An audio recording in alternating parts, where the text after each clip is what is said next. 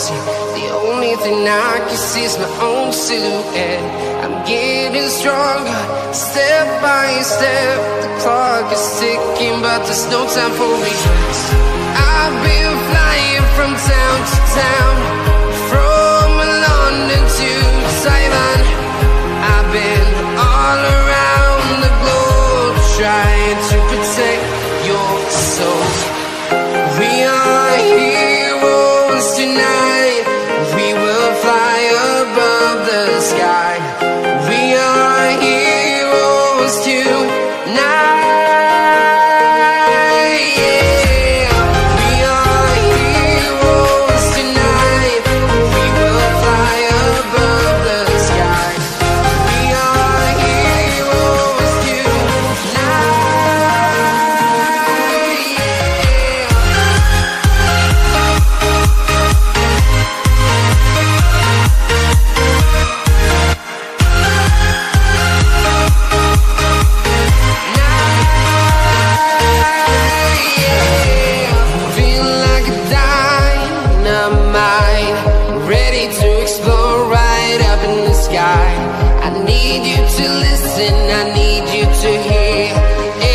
Show any fear. I've been flying from town to town, from London to Taiwan. I've been all around the globe, trying to protect your soul. We are heroes tonight. We will fly above the sky. We are heroes tonight.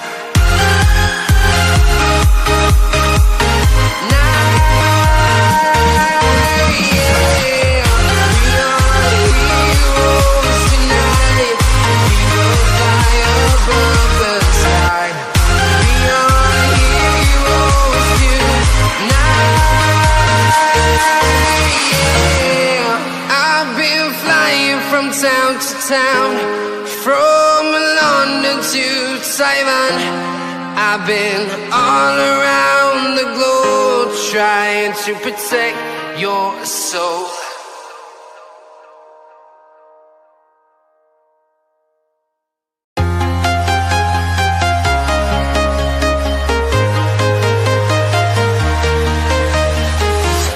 I'm walking alone, the streets are empty. The only thing I can see is my own silhouette. I'm getting stronger, step by step. The clock is ticking, but there's no time for regrets. I've been flying from town to town, from London to Taiwan. I've been... Good evening, it is Seaside meeting Seaside tonight then, folks. A Seaside derby on the south coast in Brighton, where Bournemouth are the visitors in the Premier League as at the end of a Premier League game week, which has been interesting in some ways and boring in other ways. We'll round up everything that's happened for you in just a moment's time. And of course, Bournemouth visit Brighton.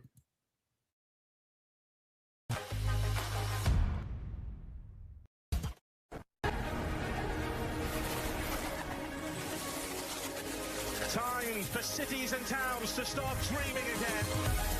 Walking in the footsteps of giants.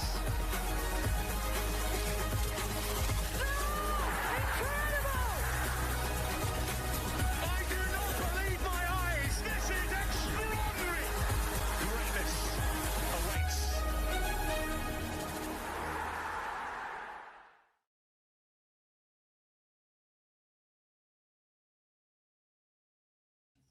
One moment, guys, and I will be on your beautiful screens, I'm sure. Just need to find my good old earbuds, which I don't know where I've quite put. Misplaced them. I'm definitely a person for misplaced things, but hey ho. At least you can hear my voice. That's the initial bonus of this. I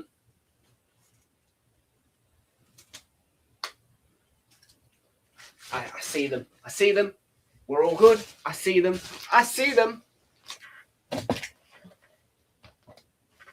I see them. Should have charged them probably, but hey ho.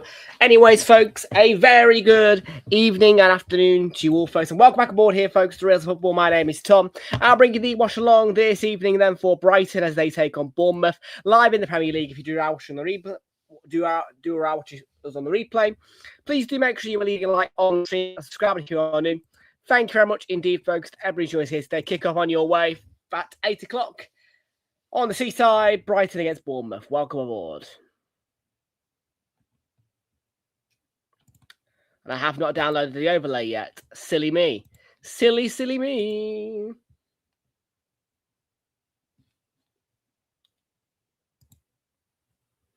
Silly me. Yes, very tight overlay. I know. Very sorry about that. I am not late. I'm perfectly on time, Fraser. But yeah, no. Brighton's lineup. What a joke that lineup graphic is, by the way. It's very fantastic. Well,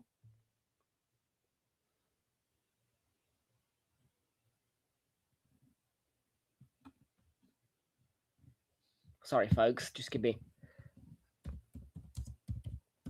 Yeah, very bad lineup graphic.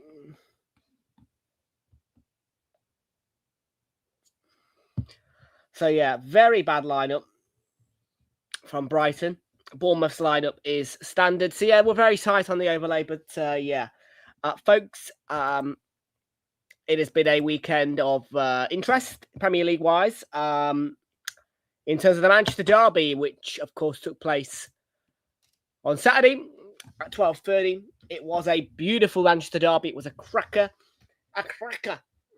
As Manchester United got a victory over Manchester City, one in which was a confident and refreshing performance from a Michael Carrick team. And there was 3 disallowed goals in there for United, so it could have actually been 5, but it was only a 2-0 win. And that really was the only highlight and exciting part of this Premier League weekend. It has to be said. It has to be said. Because, I mean, we endured 2 0-0 draws straight after that, which obviously included Wolves against Newcastle. And that was followed the Forest Arsenal game. Villa Everton, thank God, had a goal. And Everton won surprisingly 1-0. Unai Emery not happy. But yeah, if I'm being real with you, all bar that Arsenal Man United game next Sunday, I am just waiting for February because I'm back in the grounds. Yay. Like, genuinely, football on TV premise game. Boring. If I had to list you 10 games that I can remember for the facts of entertainment, I would probably say, God, I don't know.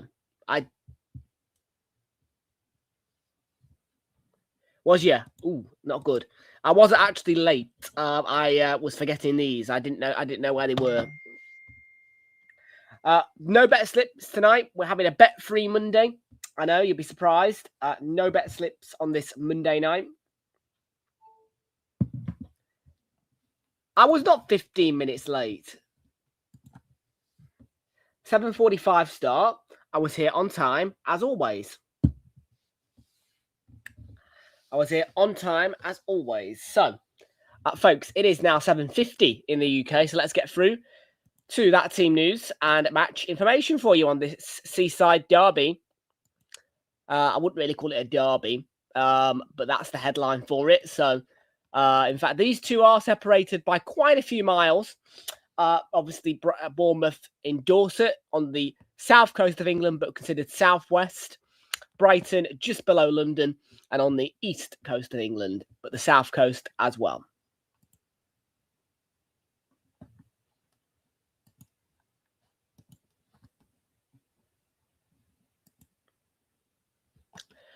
League table-wise, piss off, WhatsApp. Yeah, I'm muting you for the rest of the evening. Thank you very much.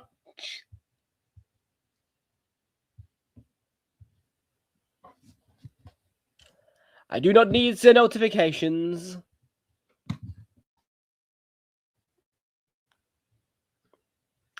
Okay, so league table-wise, Bournemouth are on 27 points. They have the chance to be on 28 points today with a point against Brighton. That would be the level on points with Palace. Goal difference-wise, yes, they would go above. Oh, no. Sorry, Bournemouth are on 26. Ignore me. So they'd go level on points with Tottenham, not Palace. -6 goal difference will keep them put in 15th, but if they get all 3 points, they'll move level on points with Brighton. On 29 points, they would need to win by roughly... they need to win by 6, wouldn't they? I would say. Or 7 even. Because Brighton on +3, Bournemouth on -6. Wow.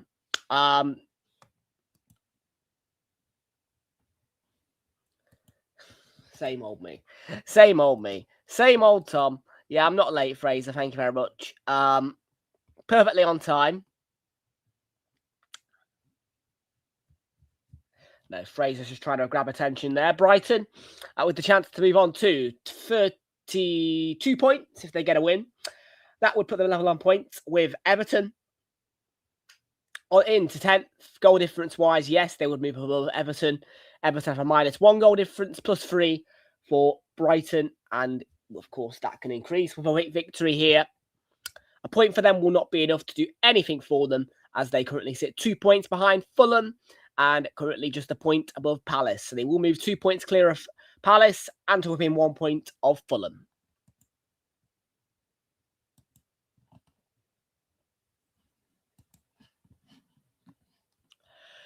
And into your main team news.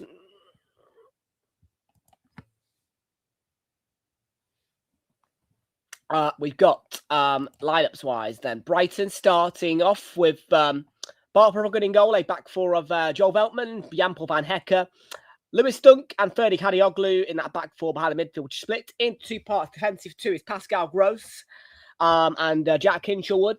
Behind the attacking 3 of Karamatoma, Brian Gruder and Diego Gomez. Then the lone striker is, of course, the former Arsenal and Man United striker in Danny Welbeck. On the bench for Brighton is Jorginho Rutter, Yankuba Minter, Carlos Baliba, Charalampos Kustalos, James Milner, Olivier Boscagli, Jason Steele, Yassin Iyari, and Diego Coppola. Then for Bournemouth, it is George Petrovic in goal, a back four of Alex Jimenez, Hill, Marcos Senesi, and Truffert. In the back four behind the midfield, once again, split into 2 parts. Defensive 2 is Cook and Alex Scott. Behind the attacking 3 of Amin Adli, Marcus Tavernier, and Ellie Krupi, Junior Krupi. Evanilson is the striker. On the bench, Bournemouth is Ryan Christie, Adam Smith, Fraser Forster, new signing, Bafo Diakite, Veljko Milosavljevic, Dominic Sadi, Remy Rees-Dottin, Malcolm DaCosta, and Charlie Stevens. Those are your teams. Kickoff is in around about 5 minutes' time. Amex Stadium for Brighton as they take on the Cherries.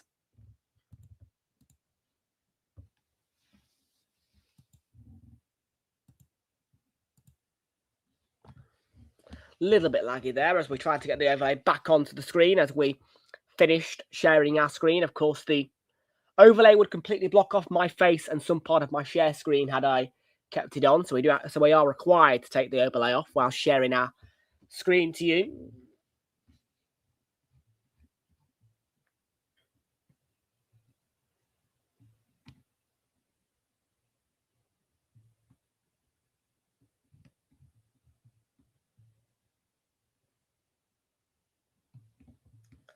And yeah, I've got ChatGPT open at the minute because I am looking at potentially. I mean, I've seen somebody on YouTube with the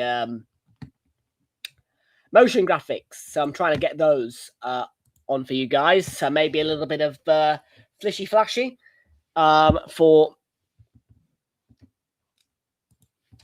Yeah.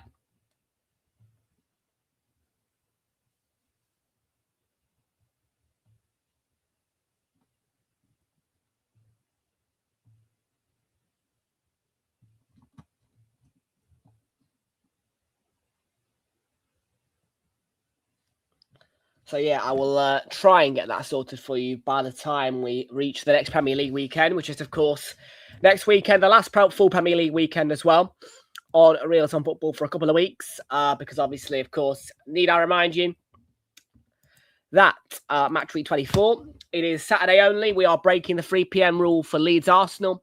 That is a breakage of that rule for a one-off because I have decided not to attend that game. There'll be no Super Sunday in match week 24 either, because of course I have got a family event, so that will not be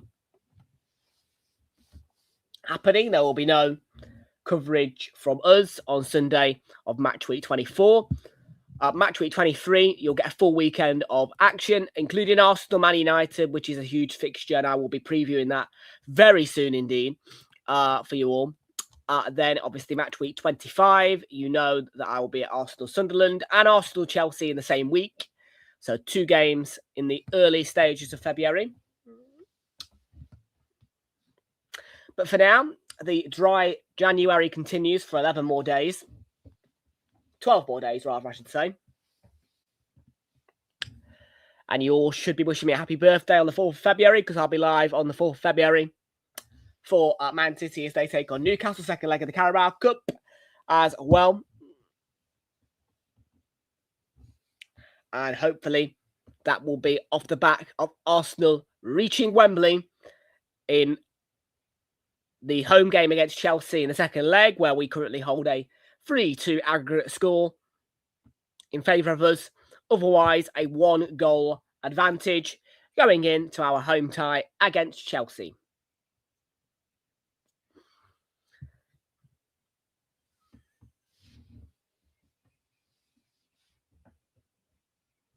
So yeah, the next Arsenal games that will be live on Realltom Football are going to follow as the Inter Milan game, which is tomorrow, kick-off at 8 o'clock. Then the Leeds get the Man United game, of course. There will also be the Kairat game live on here, followed by the Leeds game.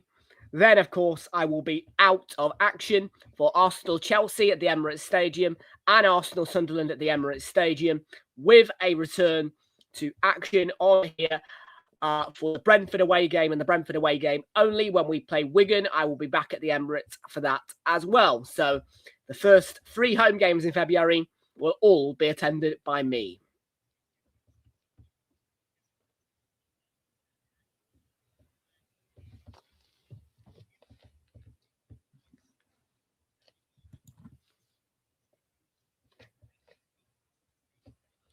And of course, we hope to be getting that camera sorted for you by March. If not, it'll be April.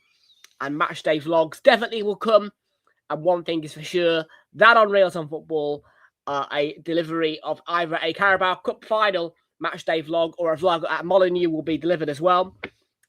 Next season will be the year where the camera is in action for a full season on this channel.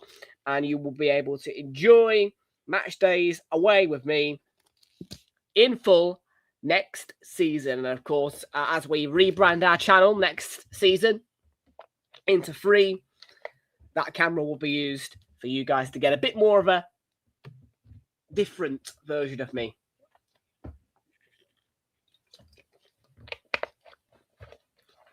So yeah, like I say, quiet January now. Just that one game at Chelsea in the end. But I will be back in action at the ground in February.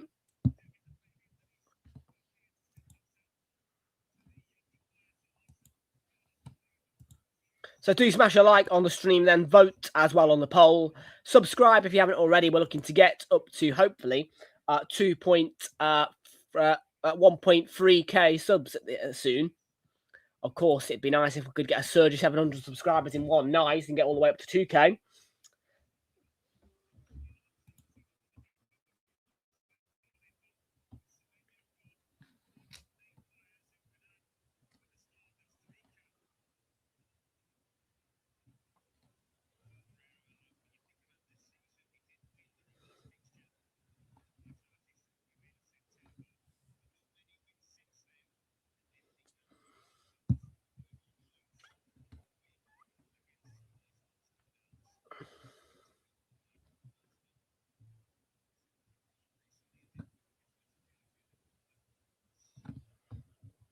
So kick-off then just about to get going at the Amex Stadium. It is 8 o'clock. Brighton are against Bournemouth.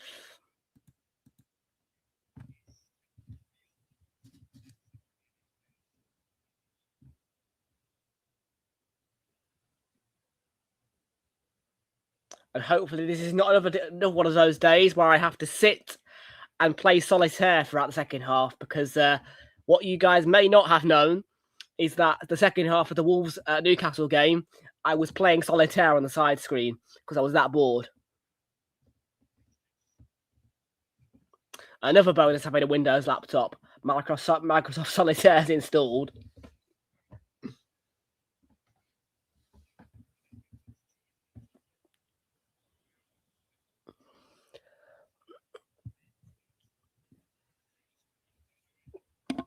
Villa Everton was a bit more of an interesting game, though, I must say.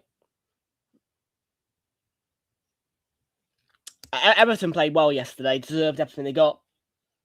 A really good victory for Everton yesterday, I felt.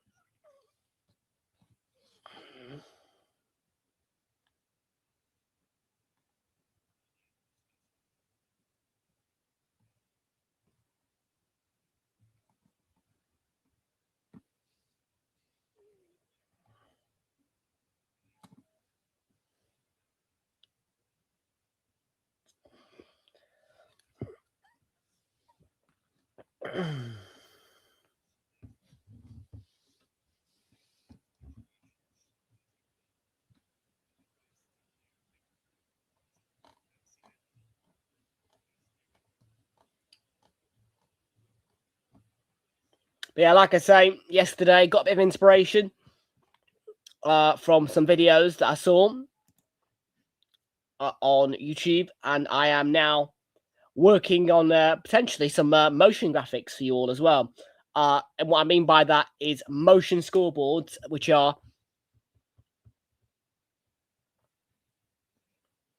going to replace the bubble if I can get them working.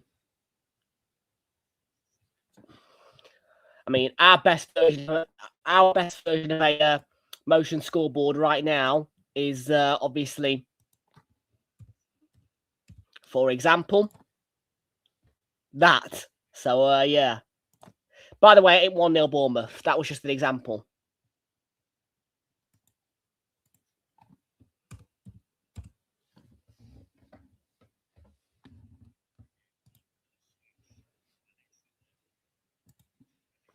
Realltom does support Arsenal. You're right, Fraser.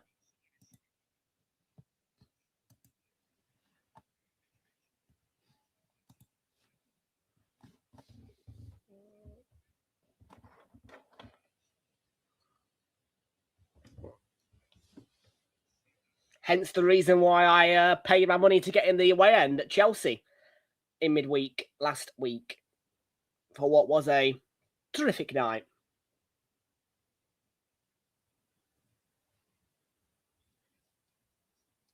Just a good night out with the lads at the bridge.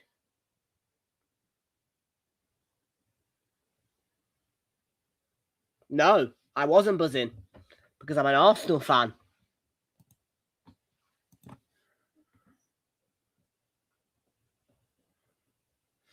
We are the Arsenal boys. We're on a bender. Thomas Frank is a silver member.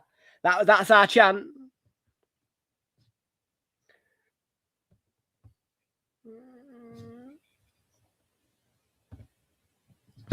And this all started because he had an Arsenal cup out at the Spurs ground without Arsenal being there.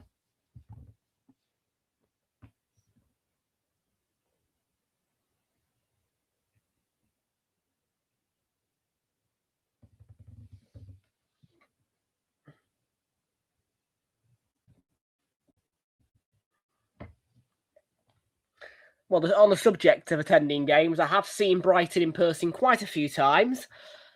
Bournemouth just the once. once when they visited Goodison Park.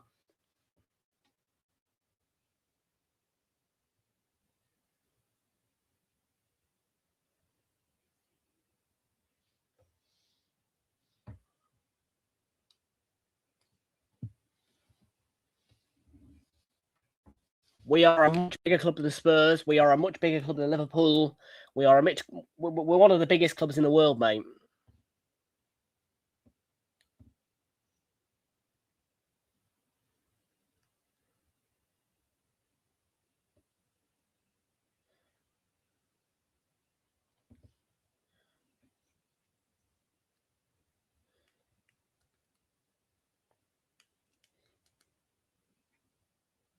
Well, the biggest clubs in the Premier League are Arsenal and Man United, as you would judge by the all-time Premier League table.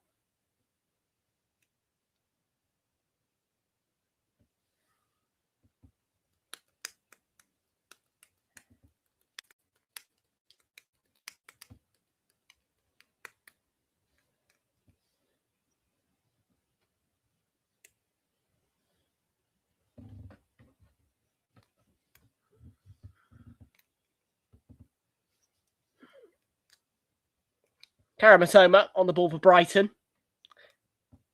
Did see a clip earlier of a 5-0 win not too long ago for Bournemouth at the Amex. A day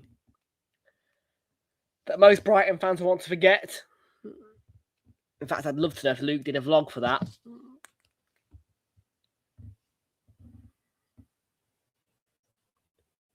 Go back quite a while to figure that one out, but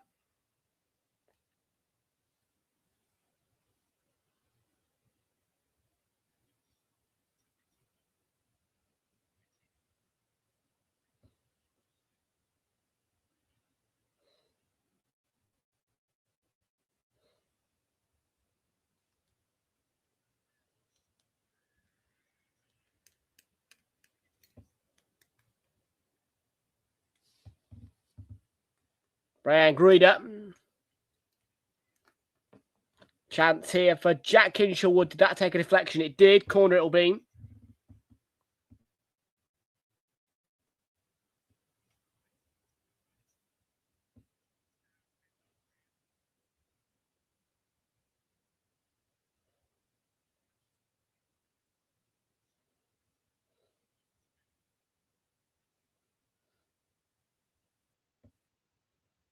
Trying to find it. See if he did do a vlog for that Brighton 5-0 defeat to Bournemouth. No, I don't think he was vlogging.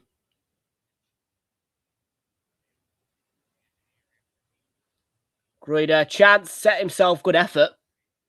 But pushed away by George Petrovic.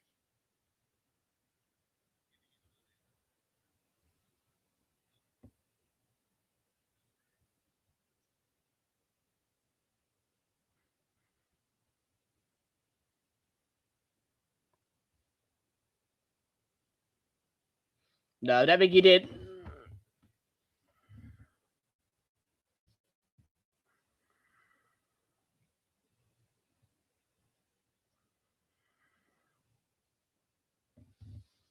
But yeah, it was 6 years ago that Brighton lost 5-0 at home to Bournemouth.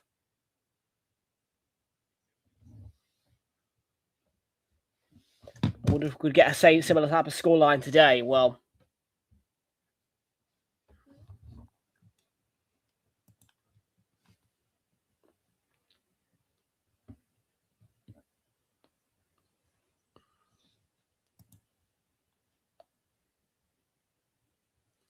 that was the first Bournemouth have it on goal. Brighton have had more in the early stages.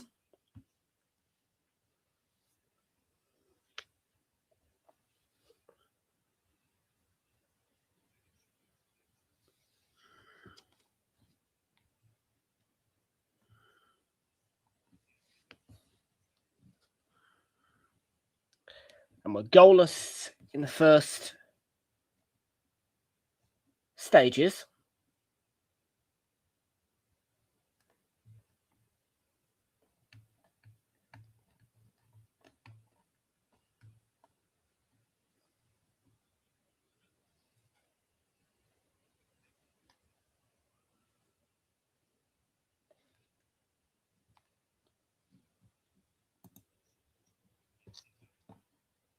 Welbeck.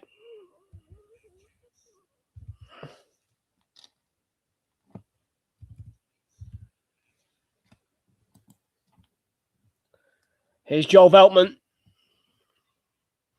And on to Ferdi Kadioglu. Referee doesn't do anything. It was a foul.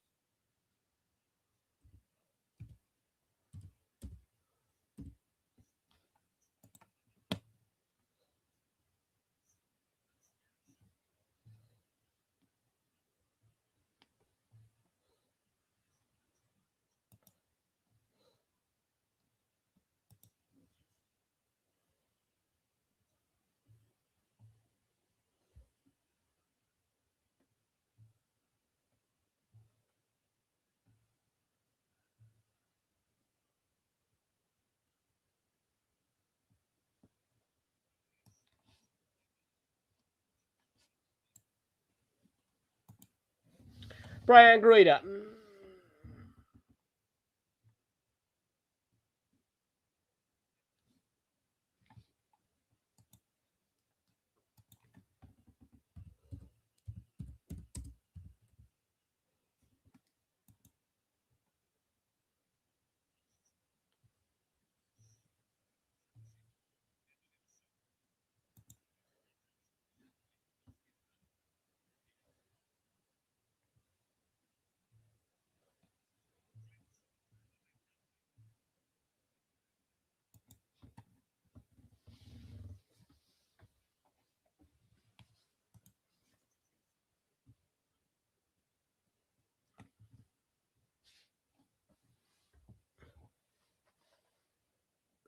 Bournemouth have the first corner.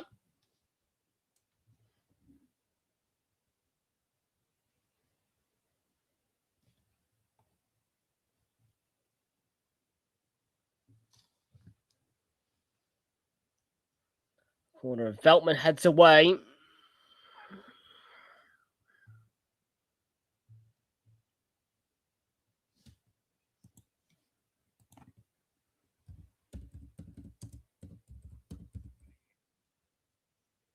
Tavernier had a go from miles out, and it was wildly off target.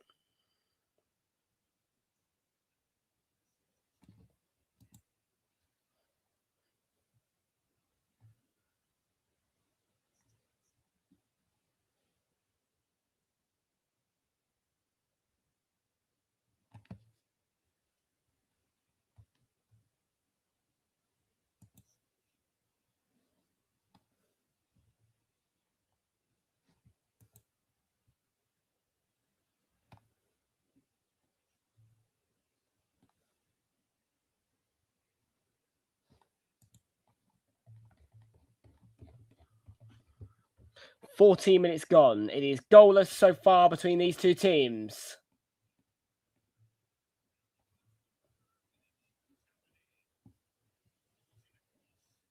Put across by Tavernier. The defending done.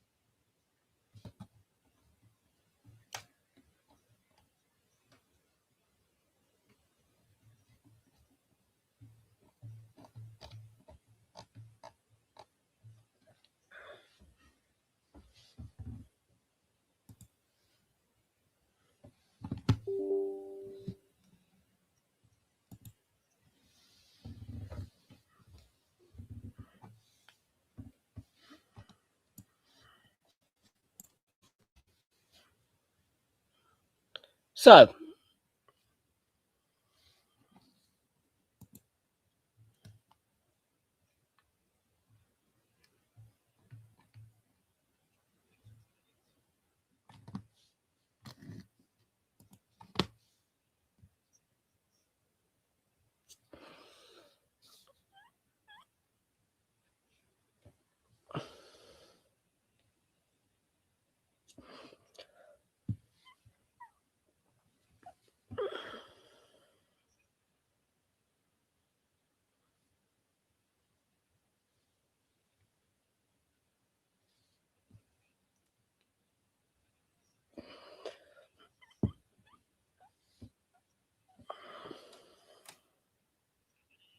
Tavernier. Ooh. Close.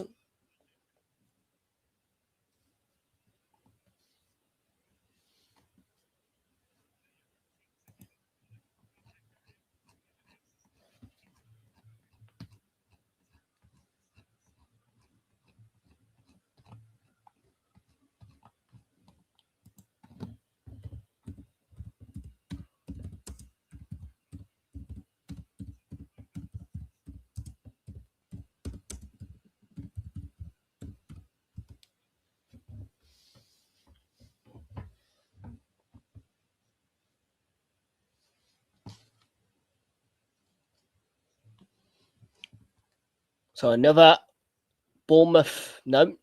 I thought they had a set piece then. Ignore me.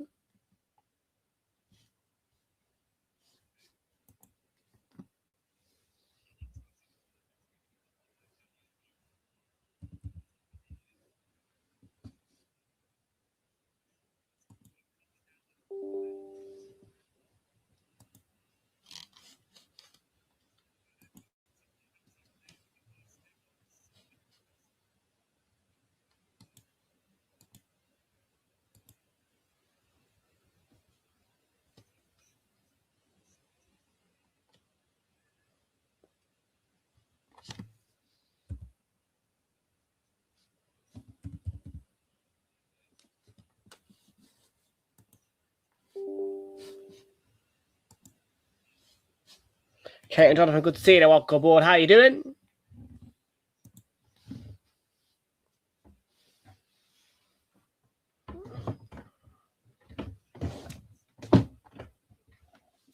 We're into the 19th minute just about. And it's another Bournemouth set piece. I do want to remind you all of when Bournemouth got a 5-0 victory at Brighton. Back about 6 years ago, COVID season. And that corner delivery was not the best. Straight down the throat of Barbara Ruggan. I'm not too bad, thanks. What about you two?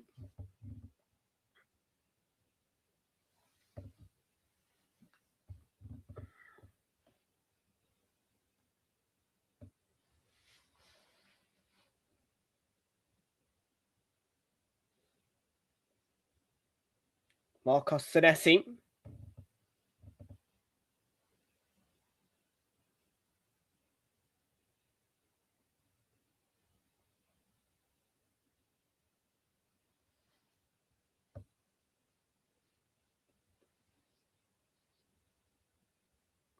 Tavernier on the ball for Bournemouth.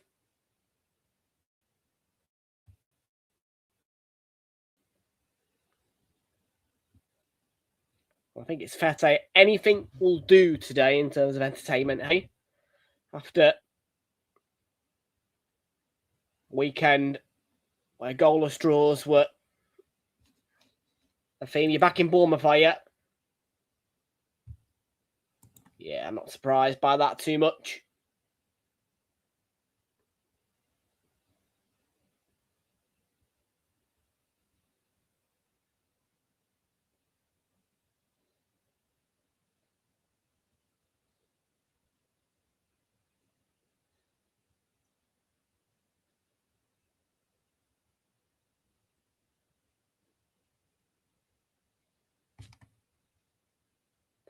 Me, I'm not too fussed about who wins, really, to be fair. It doesn't really affect Arsenal that much. I'm just here for the watch, I suppose you could say.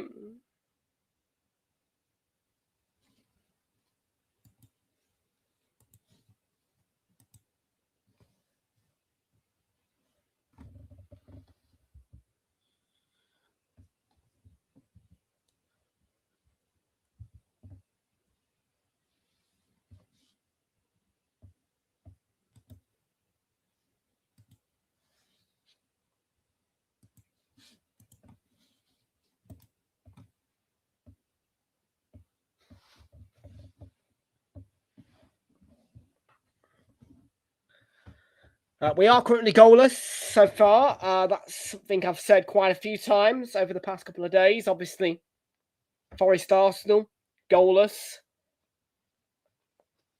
Wolves Newcastle, goalless. And then, obviously, at half-time, it was goalless between Villa and Everton, but we did get a goal eventually. And it was an Everton goal, which secured them a huge victory.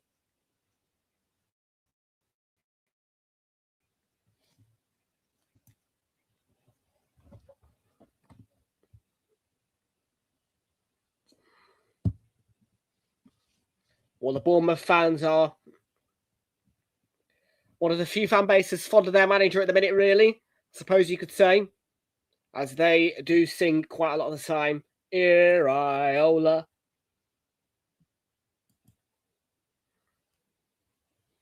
I know there's quite a few fan bases not too fond of their manager.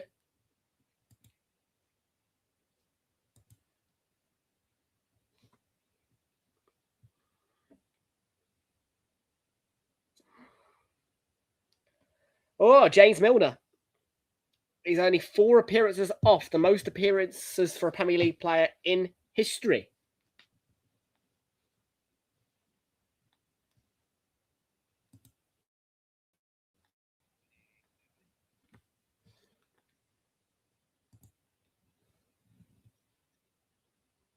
Tavernier.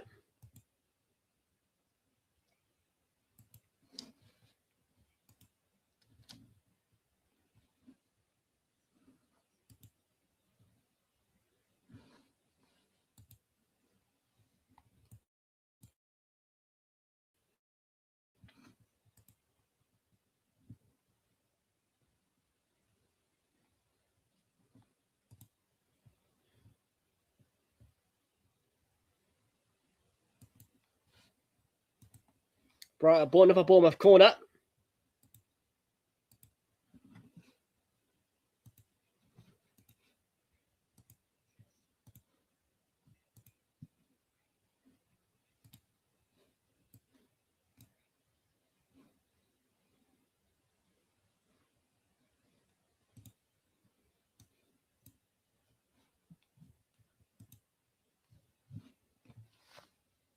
I mean, Adley, Tavernier puts the ball into the box and a defensive header from Brighton to get it back to the safety of the gloves of Barbara Bruggen.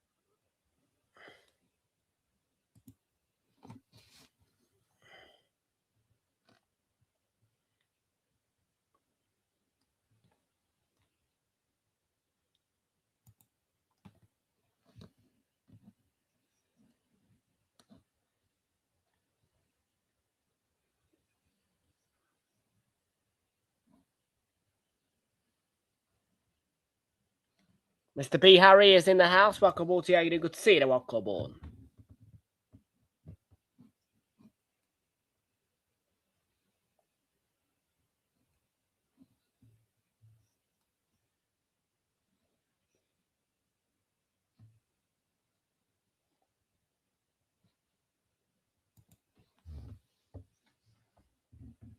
Okay.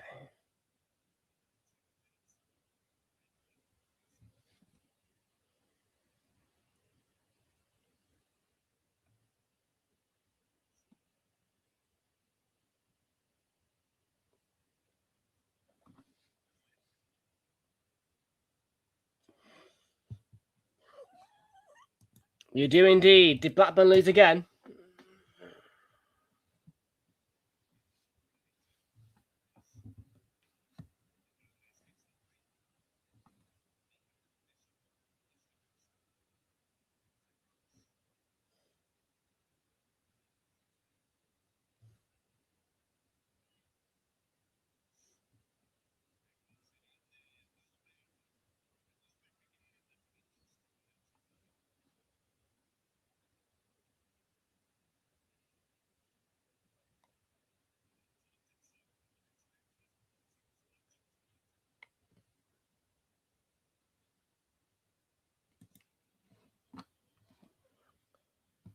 Brighton now a corner.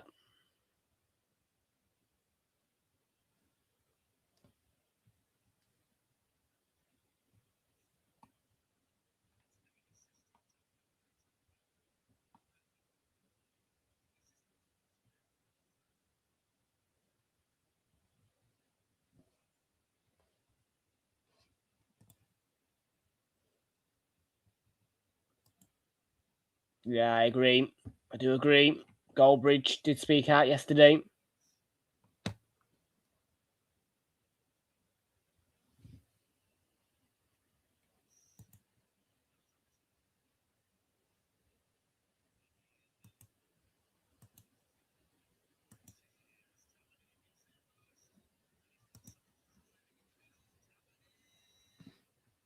Tavernier.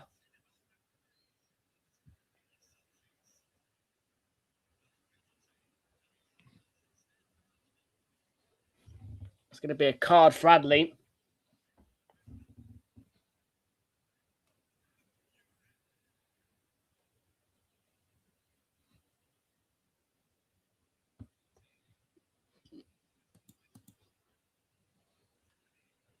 You'd rather watch paint dry. Yeah. I hear you. I hear you. I do hear you.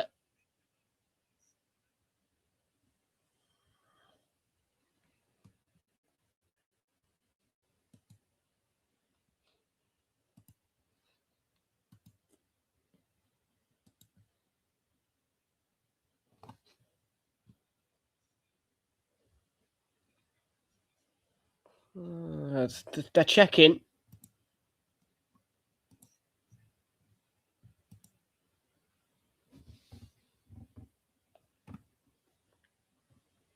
VAR having a look.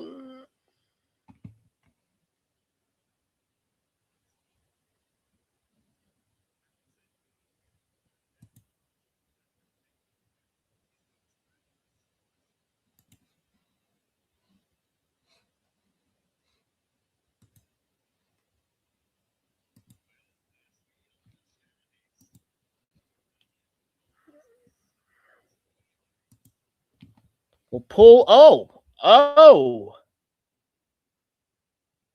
Hello. Folks, look who's the referee. It's somebody who I haven't seen it as a referee for a very long time. It's Paul Tierney. Wow, I've not. God, it's been a while, but Paul Tierney's in charge of this. I did not think Paul Tierney still existed. VAR check in progress here. And Paul Tierney's about to announce his decision of the tannoy. I can't believe that.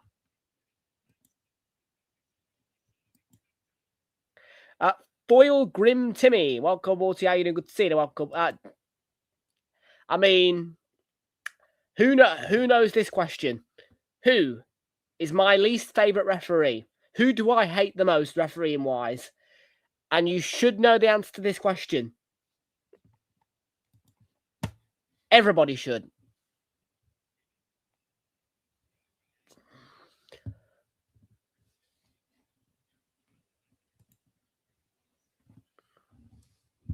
So it is a man who I didn't think still refereed is about to announce over the tannoy that his decision is, after review,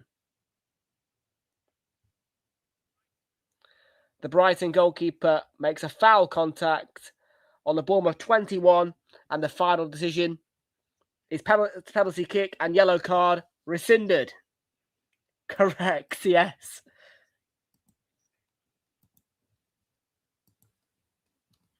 So there you go.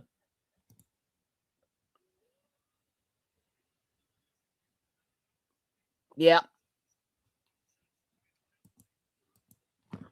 So penalty Bournemouth. And who knows, it could be another 5-0 win for Bournemouth at the Amex. Be very unlikely, but 2019 they did it.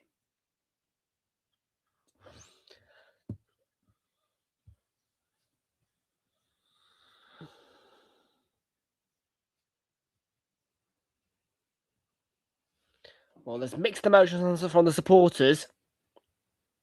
with the incident.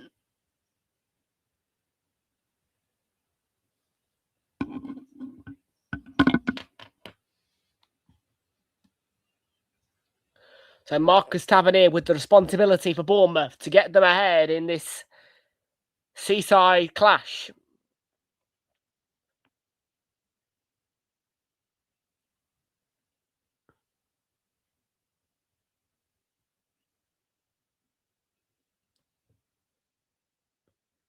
Stuttering run up. Tavernier and Dorset has the lead in Sussex.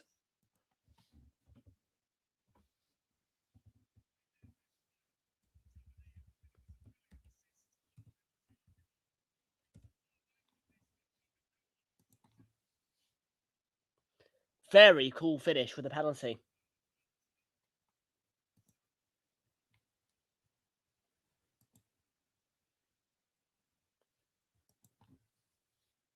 And the Brighton fans are singing "You're not fit to referee" to Paul Tierney, and he may not be fit to referee considering I haven't seen him for a long time, but I don't think it was that bad of a decision. And Tavernier scores his penalty with confidence.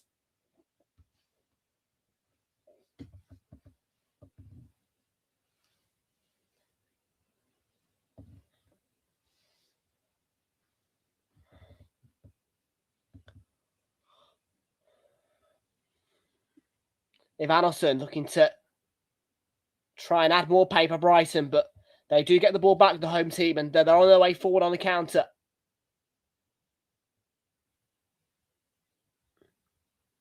Ferdy Kadioglu. Jack Hinshaw with Jan-Paul Van Hecker. Brian Gruida.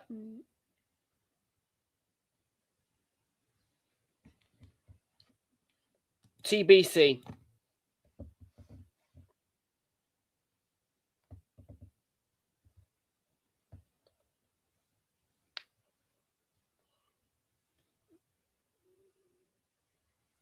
Free kick to the Cherries. Foul on Lewis Cook.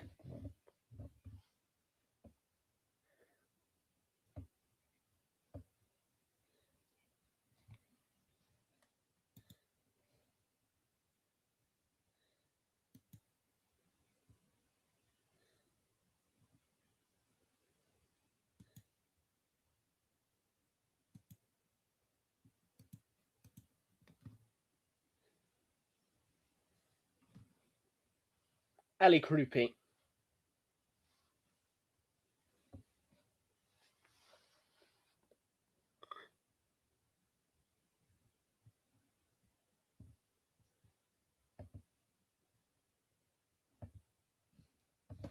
I saw it.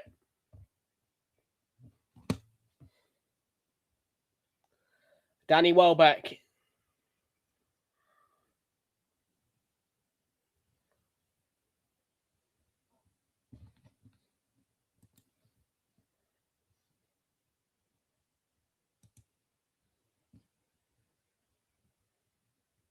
Corner it'll be.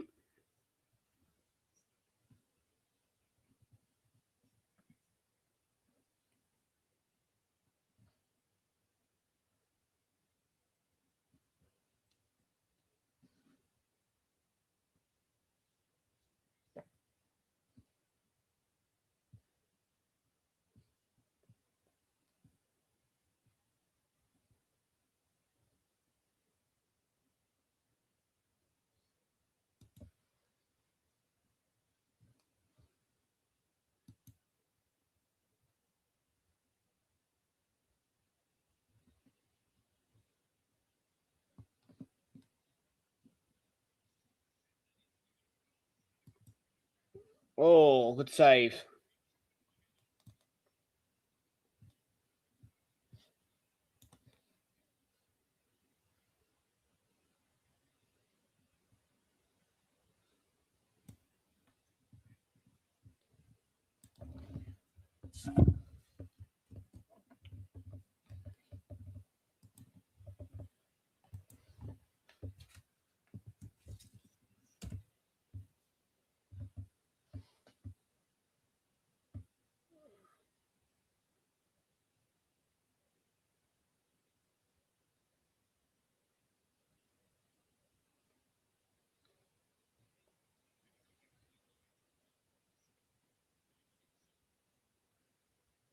Evanilson, could he get Bournemouth second?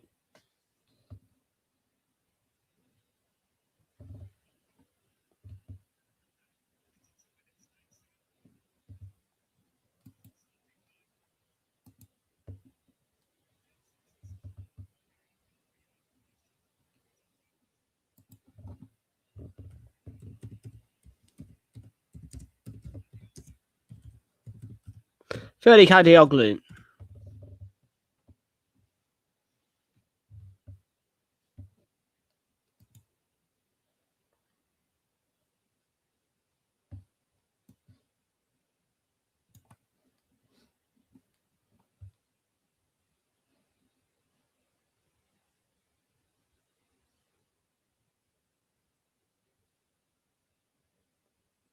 Pat Van Hecker back to Verbruggen.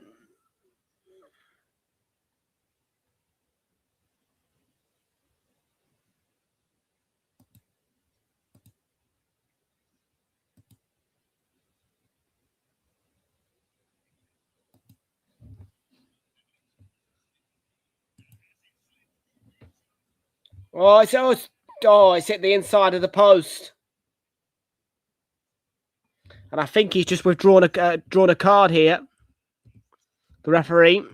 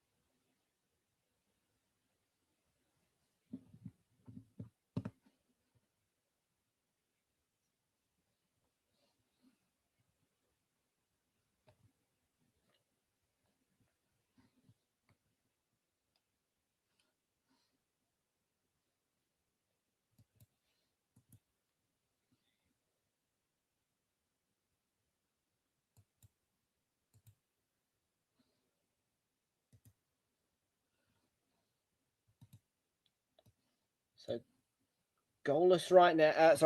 Just the one goal in it.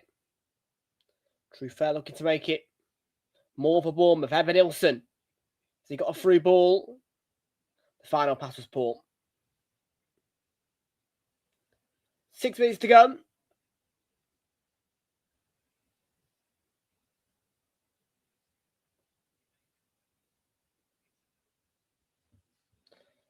Jamesy, evening. I'm surprised you're not at this match, mate. Not too far of a trip for you.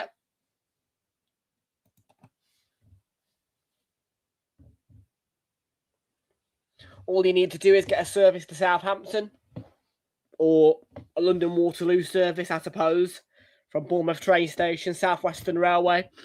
Get off at Southampton, change for Southern, and you'll be there in what? An hour, I would have thought.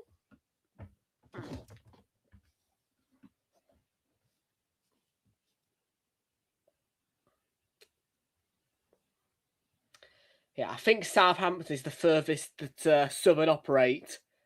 And obviously South Western Railway don't operate to Brighton. Oh, Adley easily past Beltman. Trufer.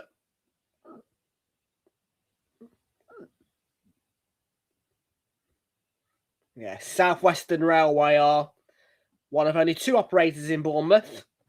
The other operator in Bournemouth is obviously Cross Country, who operate services largely to Manchester from via Southampton, Reading, Birmingham. That will be almost the direct service. You will need the cross-country service to Manchester from Bournemouth train station. Then you'll need to change probably at Manchester Piccadilly for a service to Liverpool Lime Street.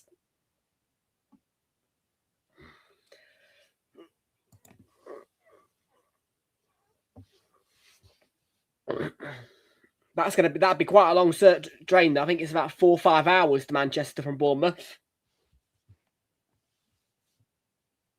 There is also a one a day service from the Midlands, which runs from Nottingham, with service calling points of Derby, Burton upon Trent, Tamworth, before reaching the normal route of Birmingham New Street, which goes down to Bournemouth as well.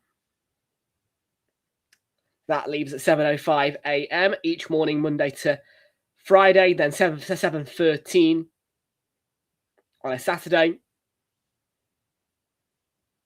with no return service. Luca, how you doing? Good to see you, and welcome aboard to you. How you doing? Not too bad. Better game. Better game.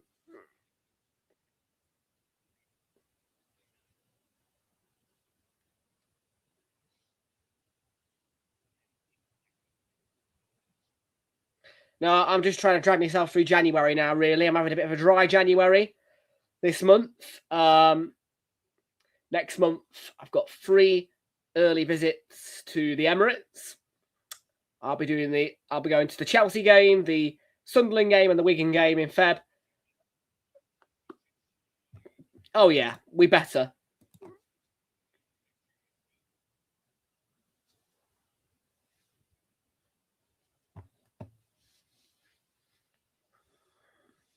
Yeah, it's fair to say that Stamford Bridge has taken up most of the budget.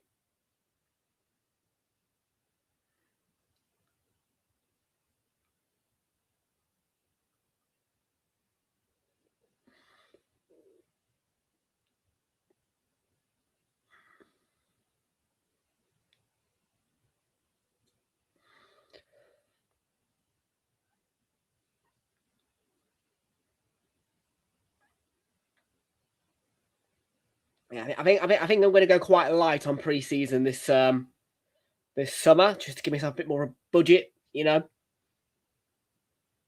what I'm going to do.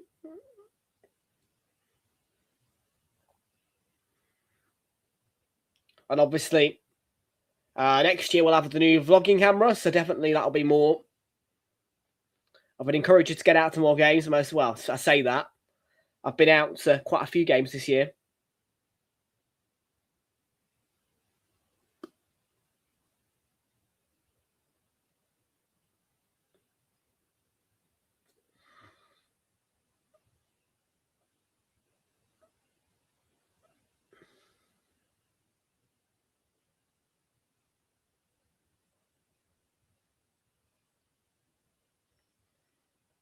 But yeah, no, once we've got the vlogging camera, there'll be more big games, I think it'll be fair to say, because I want to give you, obviously, the best content I can.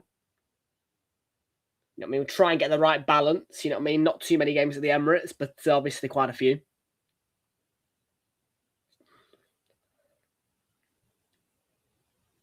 Well, no, the easy thing about going to London is, for me, personally, the cost of going to London is not too expensive as it would be for other people.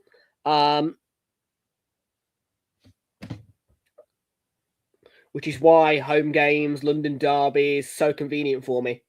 Evan Elton should have scored, made it 2-0.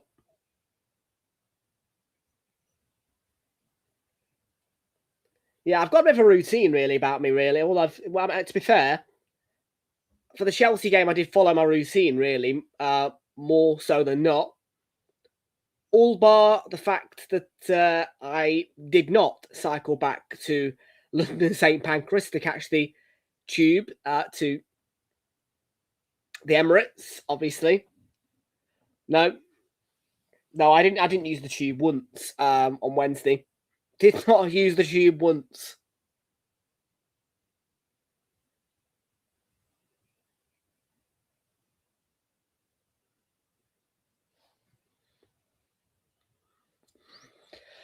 Now, I instead cycled past Buckingham Palace twice to get to the bridge.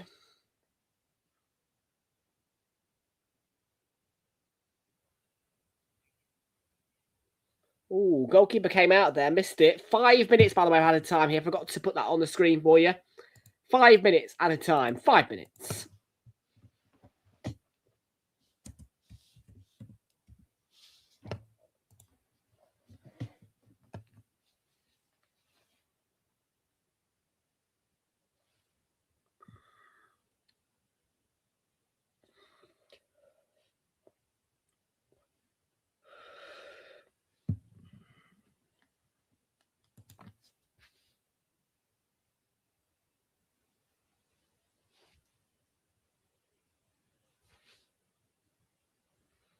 True fair.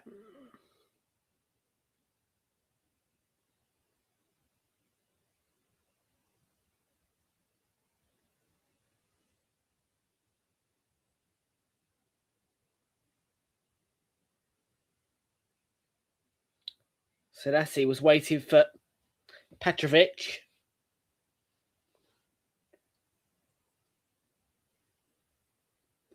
Brighton do get a throw in.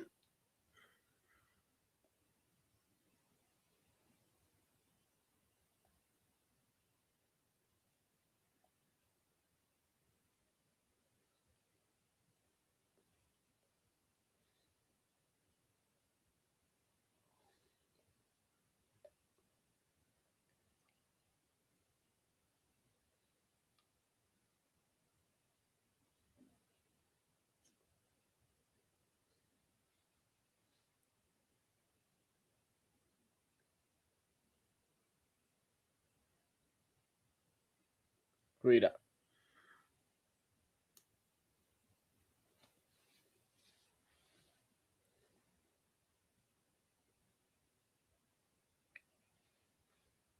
Ball to Danny Welbeck. Cut out. 2 minutes left of the 5 added on at the end of the first half.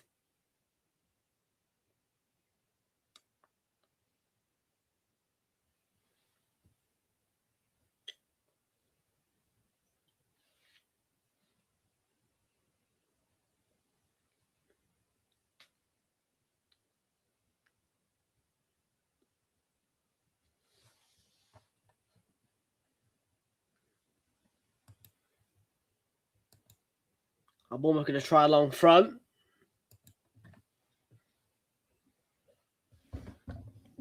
James Hill stood over it if they are going to go long with it.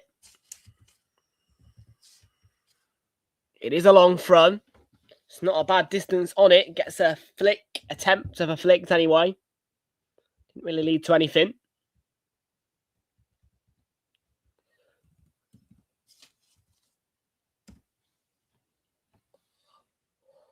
About a minute left of the 5 added on. Veltman's header. And forward by Brighton. Covered by Cook. Pressure applied by 25. Ball's dropped to Evan Ilson here. Might be the last Bournemouth attack of the game. In the first half. And Alex Scott worked it wide to Marcus Tavernier, the goal scorer for Bournemouth, of course.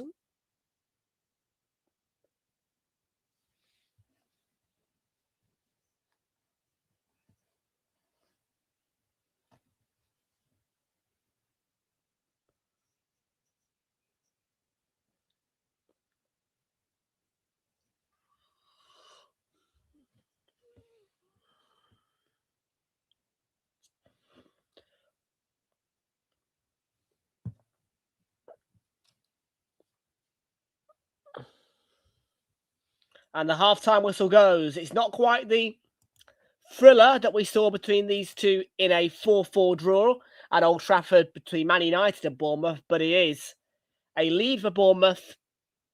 And the half-time score, Brighton 0, Bournemouth 1. Why? Yeah. As Martin says, why? Big up to you, Martin, by the way. Welcome in.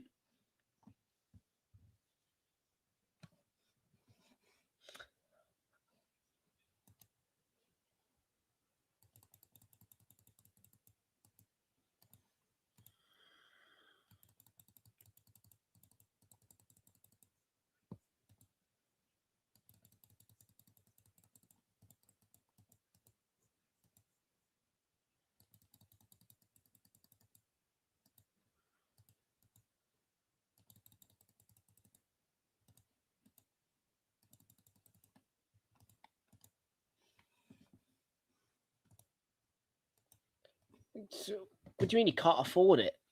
I mean, I know it's expensive, but if you don't have a Sky subscription, you are going to get, in the end, probably found out for the fact you've not got the subscription.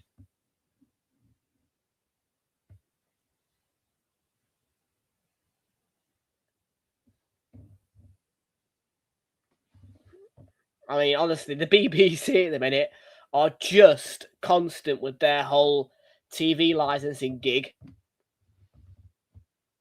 Social media, everywhere, adverts.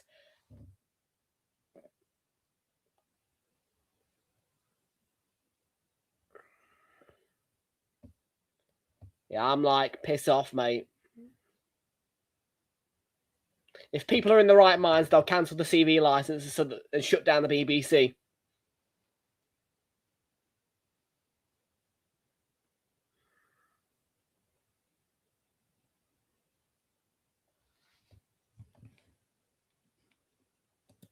No, hopefully to bankrupt them.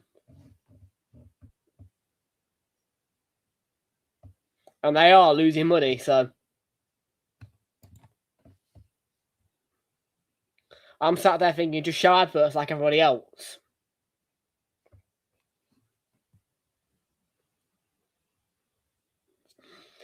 Because do I watch the BBC?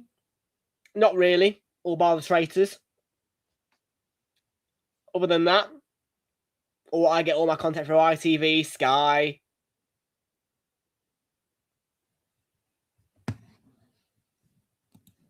No, but you say that, but actually, no.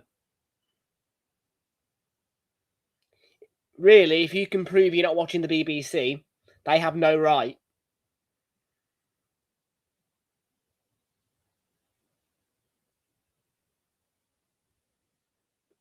And you trust me, all the TV licensing people are employed by the BBC.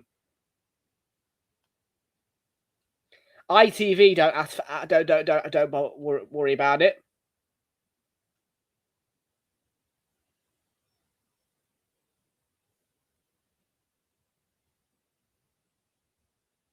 Yeah, well, bye-bye TV license.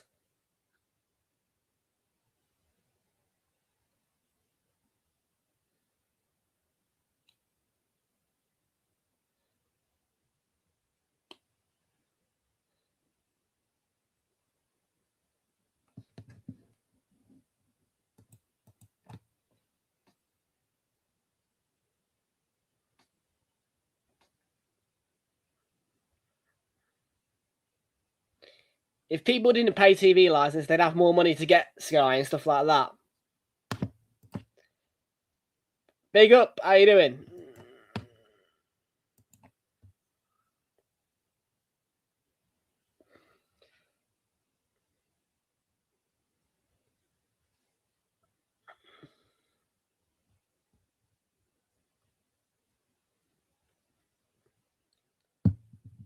So about 26 days, guys, until my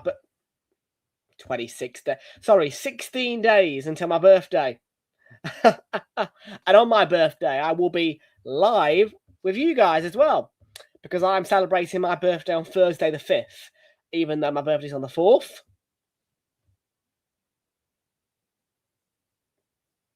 But on the 4th, you are all to wish me a happy birthday. And on the 3rd, hopefully we reach the Carabao Cup final against Chelsea at the Emirates.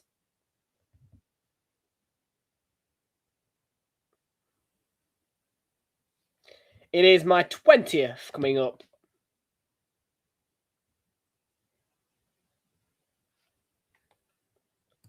Not bad, not bad. Well, the 5th of June, I think, is when the FIFA World Cup starts, I'm pretty sure. It is my 20th birthday, yes. 21 and 25 are big birthdays. Yes, you are right in saying that. And the World Cup starts on the 11th of June. My least favourite month, of course, June. I don't like June.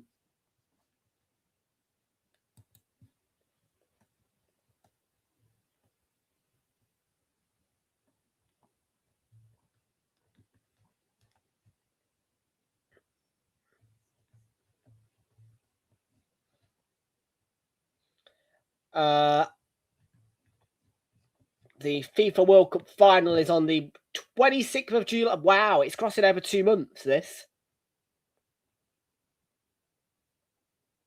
19th of July is the final of the World Cup.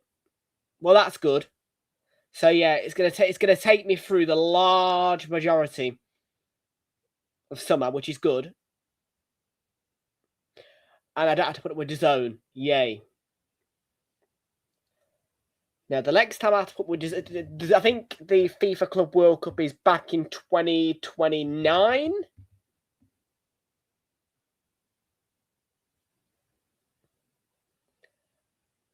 And obviously the Euros, which are in the UK, is 2028.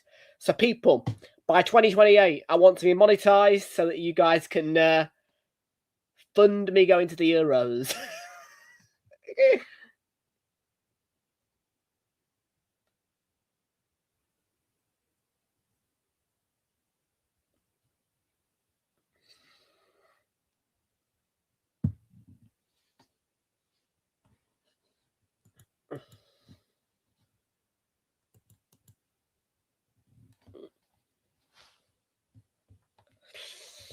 Blimey, O'Reilly, this goose of a bottle of Coke is still... I mean, we are down... I mean, we're not even halfway through the red stripping.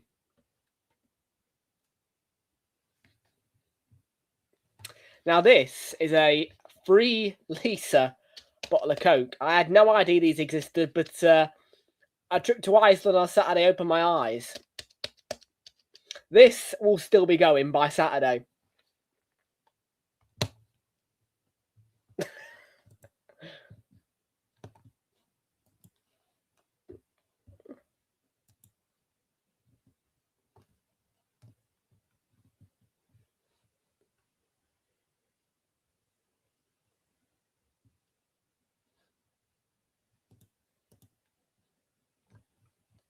I have done my scores, yes, on Super 6. And I will read my predictions out to you that are as follows. The first one is obvious. Inter Milan 0, Arsenal 0. So, yes, 0-0 for the Inter-Arsenal game I predicted tomorrow. I have predicted 0-0.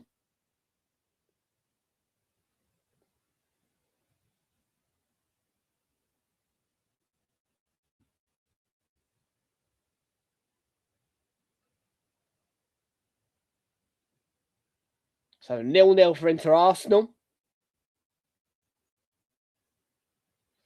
3-1 to Dortmund away to Spurs. A 3-0 win for Real Madrid over Monaco. 2-1 win for Liverpool at Marseille. Chelsea 3, Pafos 0, 2-1 Newcastle over PSV Eindhoven.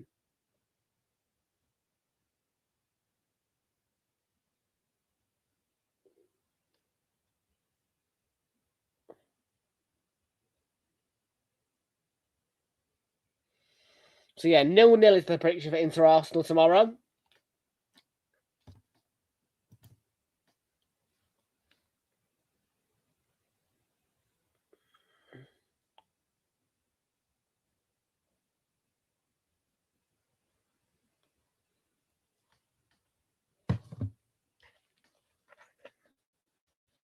So yeah, right, I'm going to have a swig of my Coke. I'm going to drink it fashionably though whilst we're on stream, because it's such a big bottle of Coke that it would look a bit weird if I just drank on the bottle with this one. So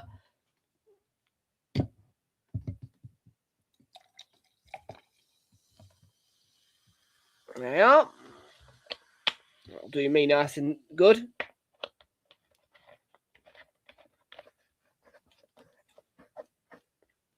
If I find a 5-litre, I think I'll lose my head. Because, I mean, this is still heavy at just under half, or just over halfway.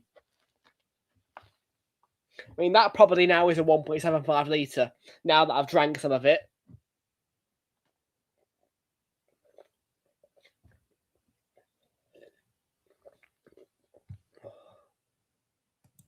Second minute. I always put second minute.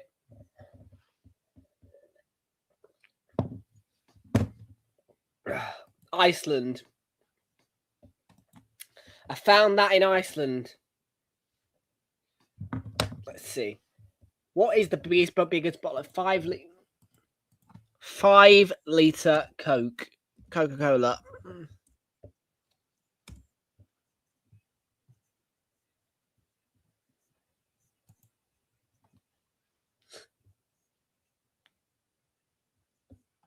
They do 5 gallons. They do a 5 gallon.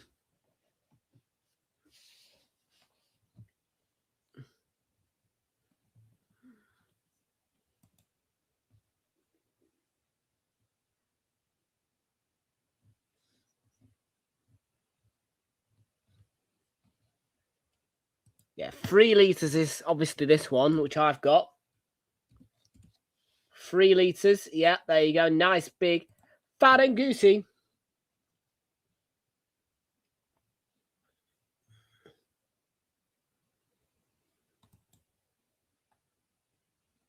And yeah, the sizes that I normally get are either 1.25 litres or 1.75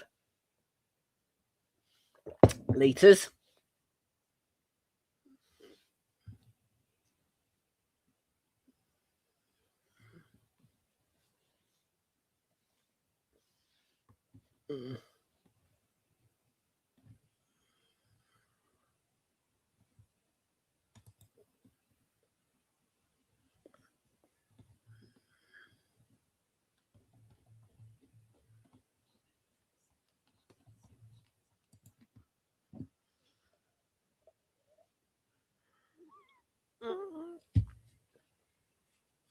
So it is Monday night, Monday the 19th of January. And there is just 11 days left of January now.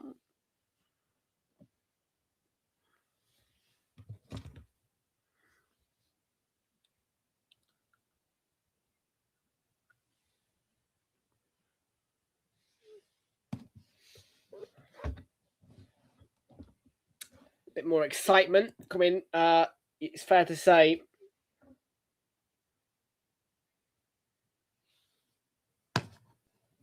I missed this comment. Bournemouth need a Semenyo replacement. I do apologise for missing that. 20:57, yeah, 8 minutes ago. Yeah, they do.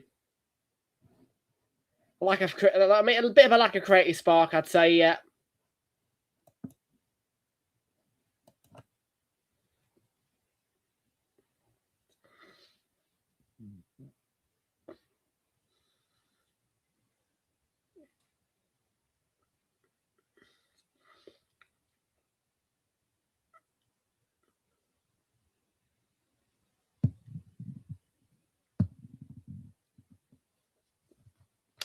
Exciting Premier League weekend next weekend then. Saturday, we're starting off in London, where West Ham take on Sunderland. Then 5:30 for the Cherries again, as they are at home to Liverpool. Big Sunday, as Arsenal take on Manchester United, the biggest fixture in English football, without a doubt, in terms of a non-local rivalry or derby.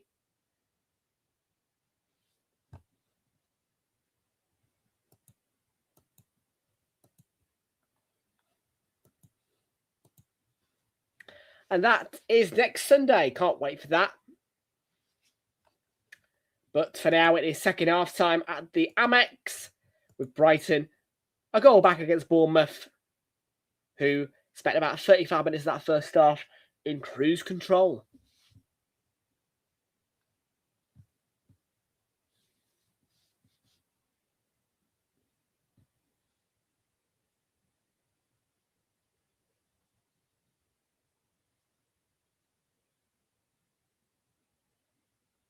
It's a false kickoff. They're going to have to do it over again. And it is a illegal kickoff this time.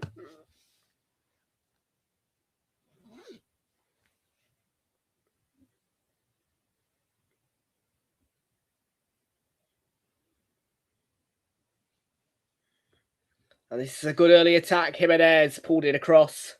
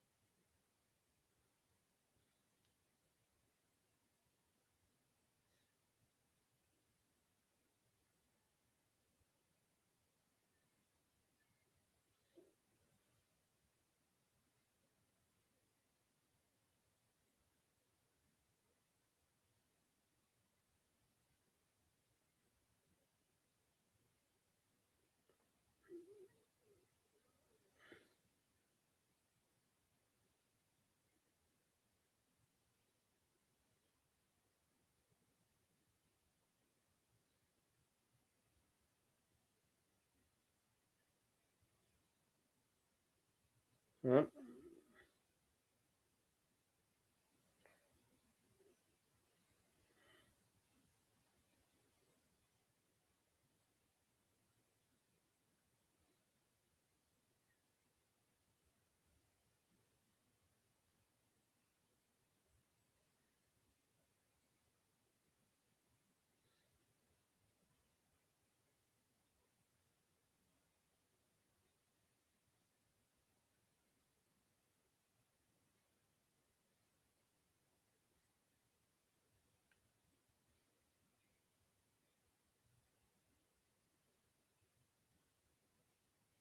Brighton on the move.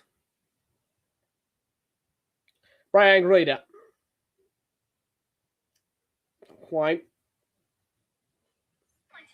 That will be about.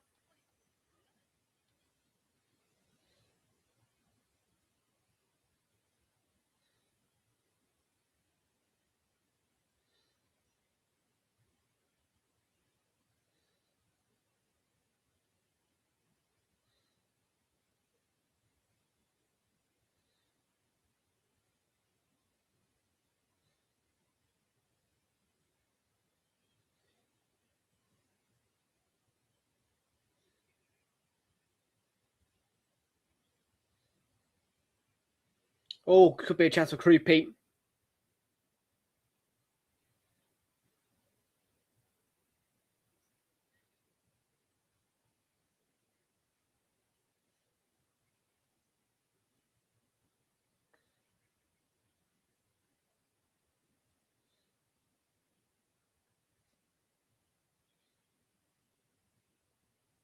Chance for Matoma. Oh, he's could have got in. He does score some pretty good goals.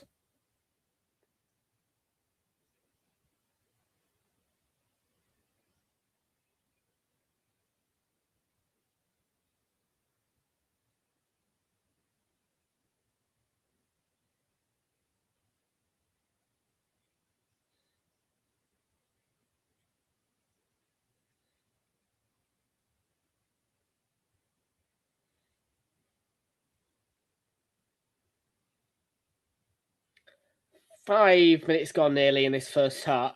Sorry, this second half even.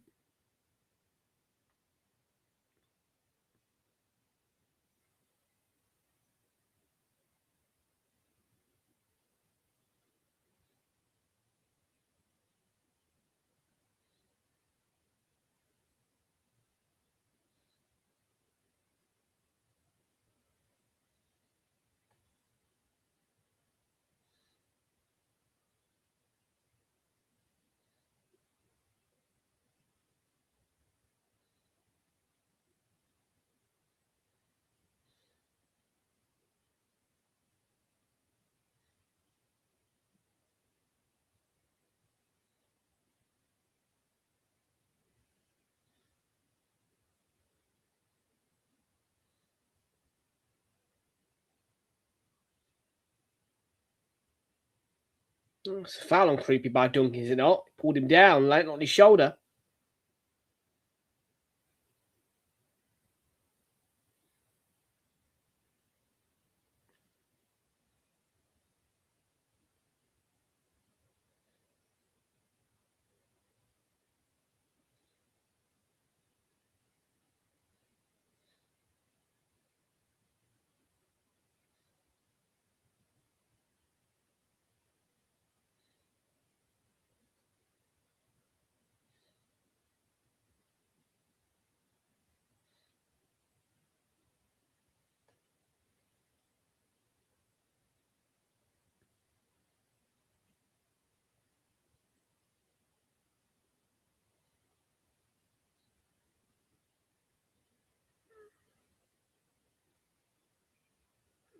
Ooh. It's a corner. Be a corner. Of course, we're got a problem.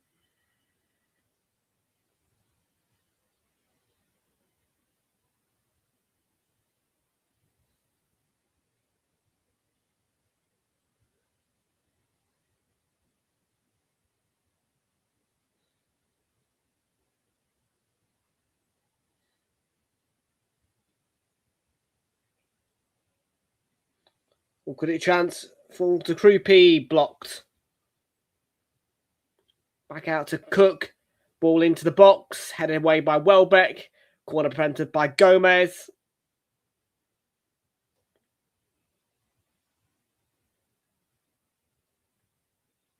And Hill blocked as well.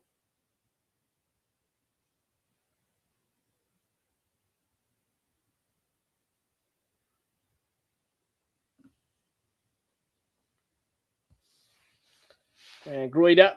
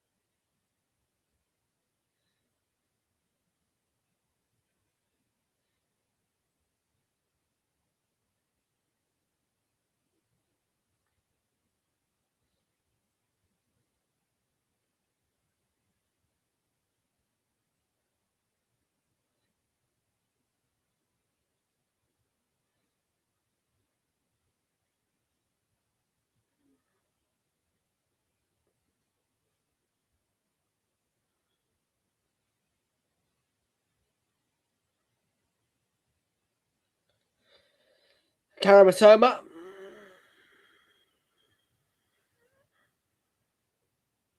Corner, throw in. Throw in corner.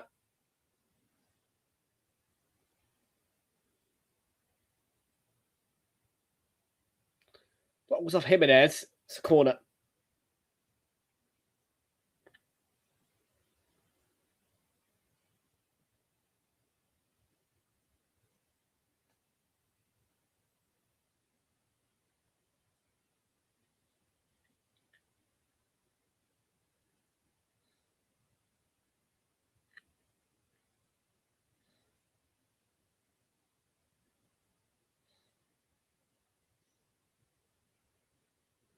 Ball towards the back post.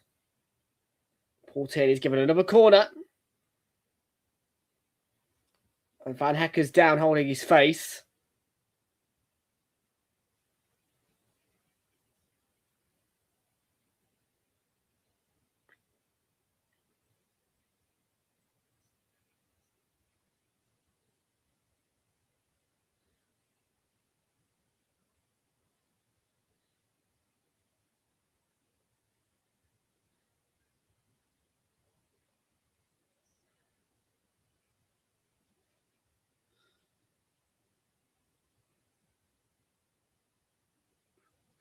It's Alex Scott and Van Hecker. I don't think there's anything for a penalty there. He goes to head the ball. It's an accident.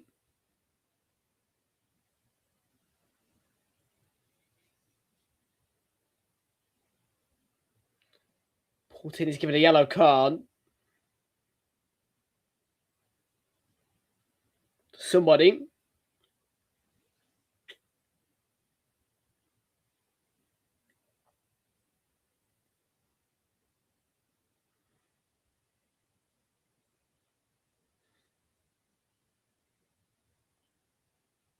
Corner goes in. Cleared away, falls to Dunk. Had a back heel effort.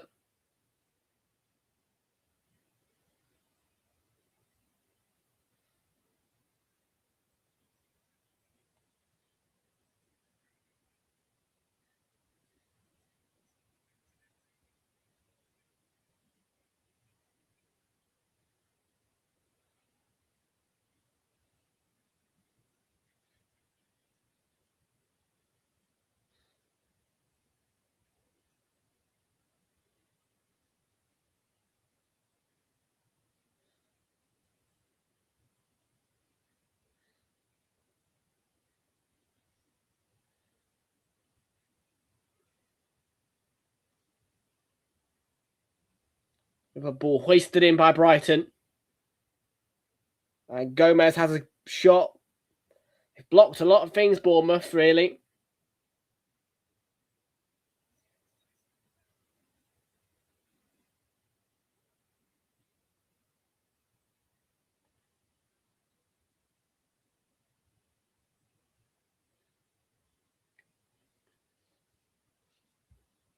Nearly at the hour mark in this second half. Bournemouth maintaining their lead and withstanding Brighton pressure.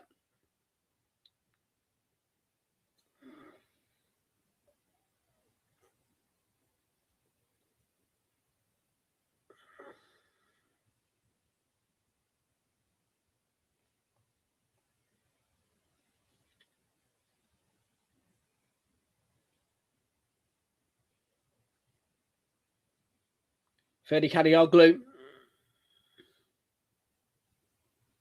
And Gross's ball is straight down the throat.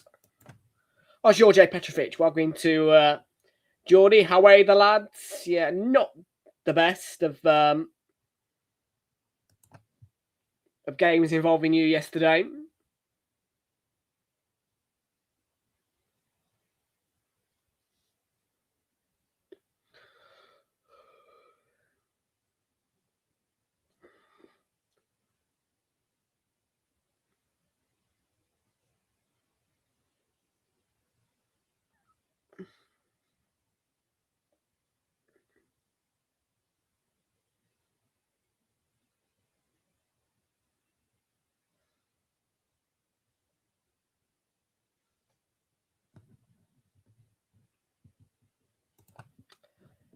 Yeah, it was most certainly a frustrating watch, I must say, in the sense of a lack of entertainment. Very, very samey from Newcastle. They're unbeaten in 2026, so yeah.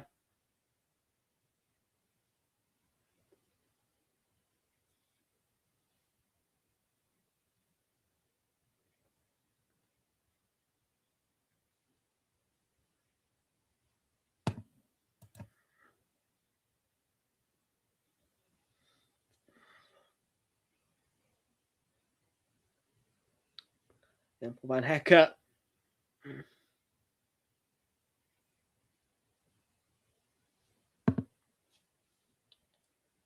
Sonetti's going to go into the book.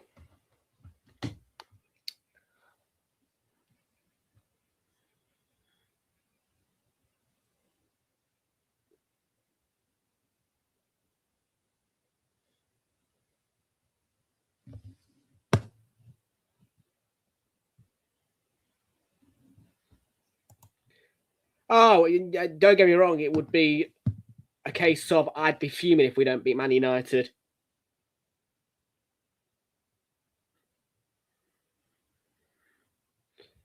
No, Man United Arsenal is a huge fixture, huge rivalry.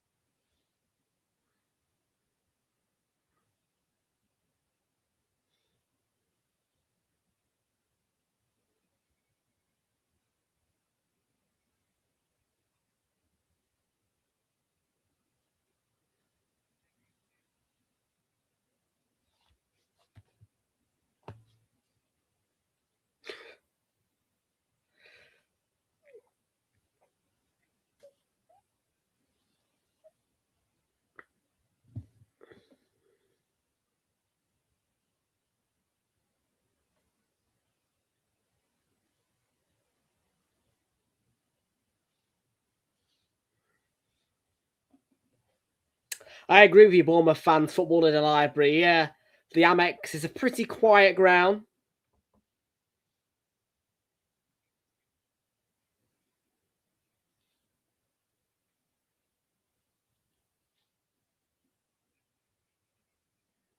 It was a pretty quiet ground at Stamford Bridge as well when Arsenal went to visit. We definitely sang Football in the Library a couple of times. There was also a bit of, we forgot that you were here.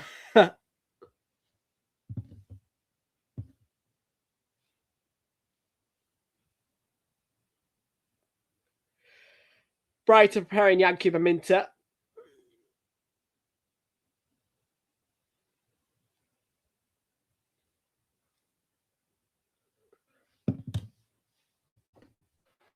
But our new favourite chant is "We are the Arsenal boys. We're on a bender.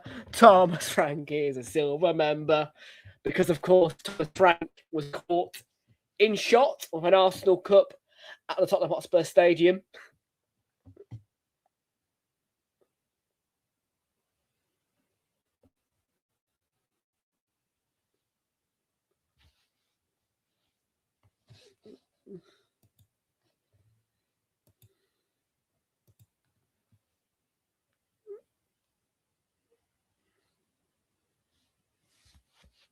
Yeah, those Chelsea fans were very quiet.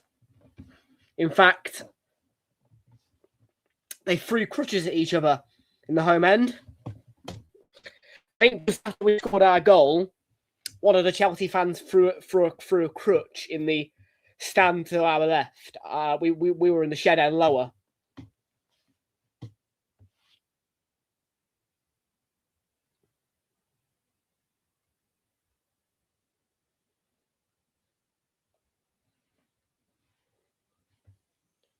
That was a good away day.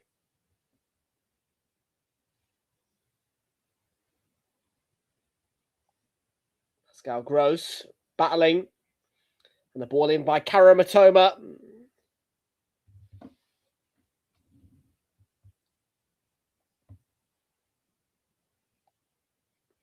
Welbeck tried to feed Van Hecker.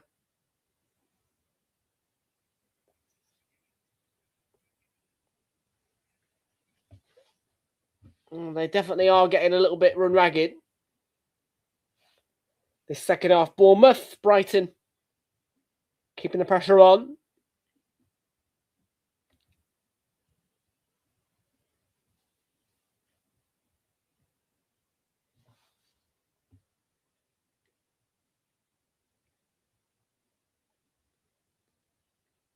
Mitoma cuts it back. Kadioglu. Gross. Kadioglu back to Pascal Gross. Brighton trying to find the right avenue for a clear chance. Bournemouth holding their shape but unable to get out. Ball slides through and that's cleared away.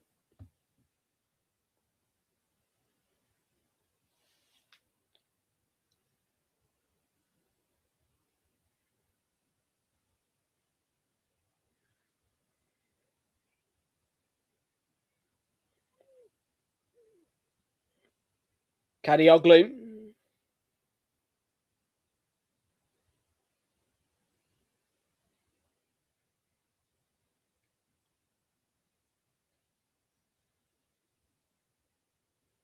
Grows with the back heel flick, which led to nothing. Goal kick.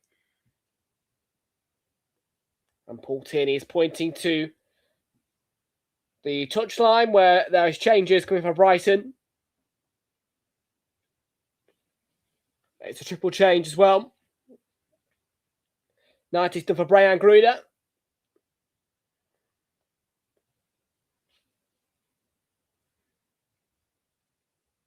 And also Jack Hinshelwood to be replaced by Carlos Baliba. Yankee Pimenta is on the pitch. Jorginho Rutter on to replace Diego Gomez. It's the Brighton triple change.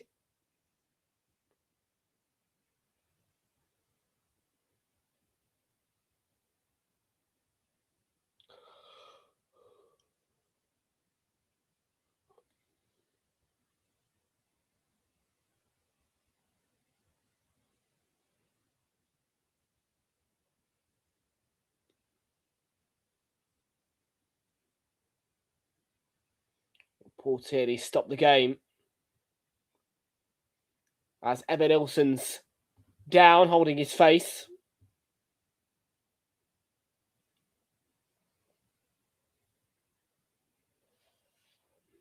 All the Bournemouth players have got bibs on warming up with SBK on them. Wonder what SBK means.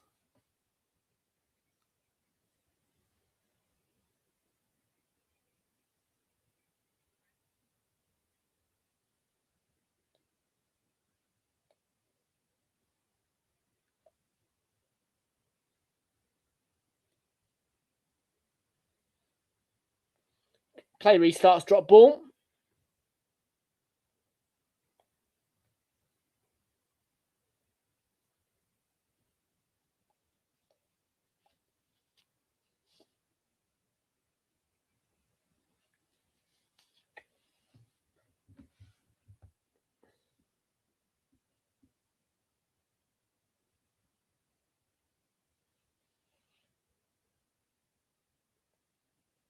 Not bad. Brighton have gained 13 points from losing positions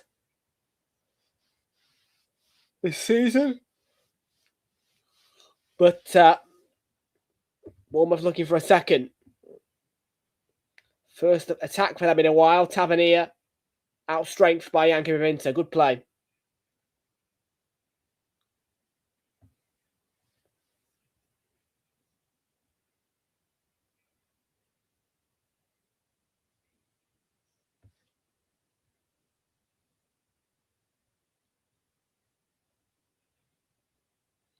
Jan-Paul Van Hecke.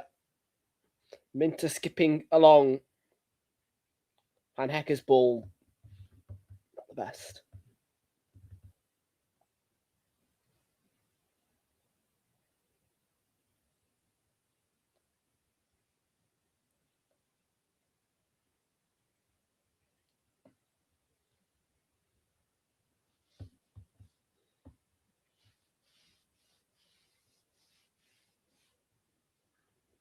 Ball to Minter's a good one down the left.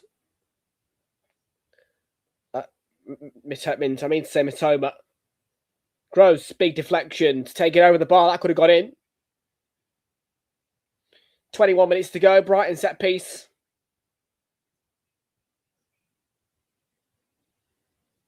Corner on the right. There is Tavernier down though, so that may... Yeah, medics are going to come on.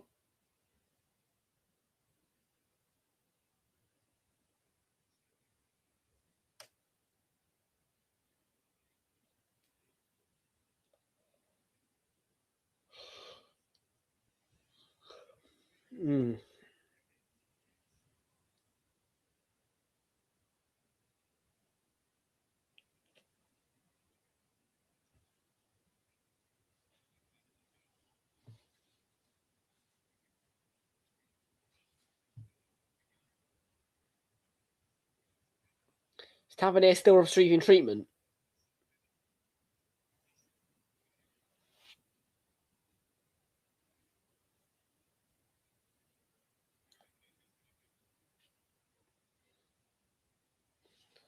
Yeah, he's going to come off. Would have to go off for 30 seconds anyway, I think. But if it does stay like this, it will be the winning goal that he got from the spot.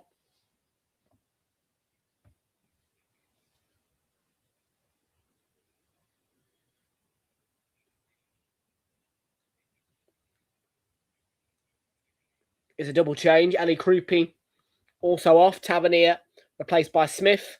And Ellie Krupi replaced by Ryan Christie.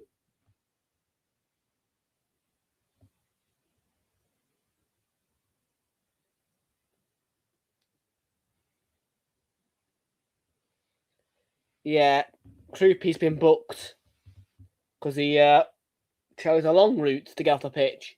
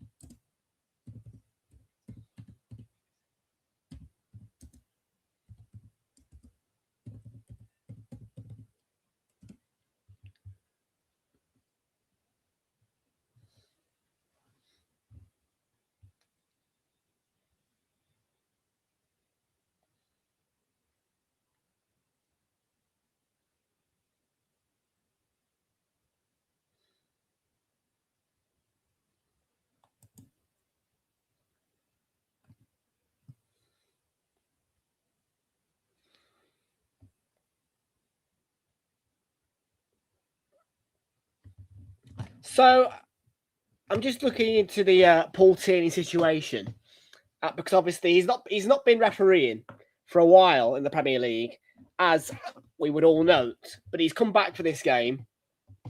So it says after his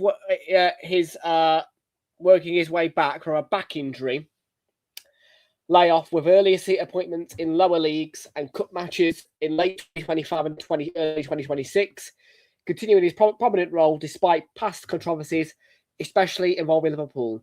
Key details are recent return, in which he's started to officiate again in the Premier League with this game.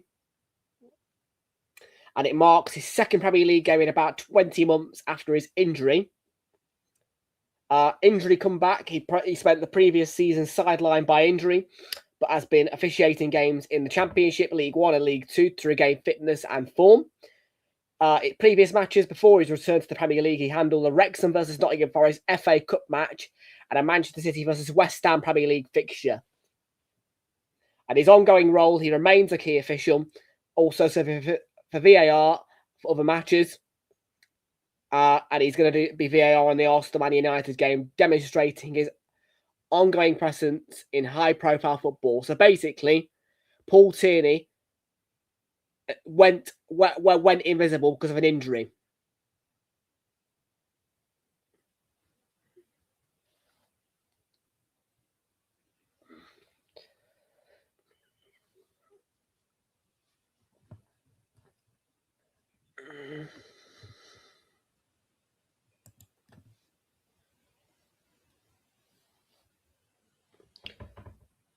Adley's down.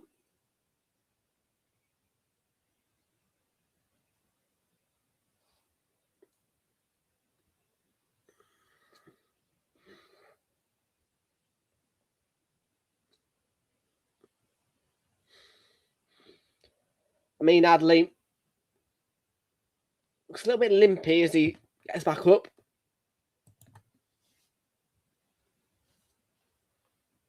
Onto his feet. 15 minutes to go.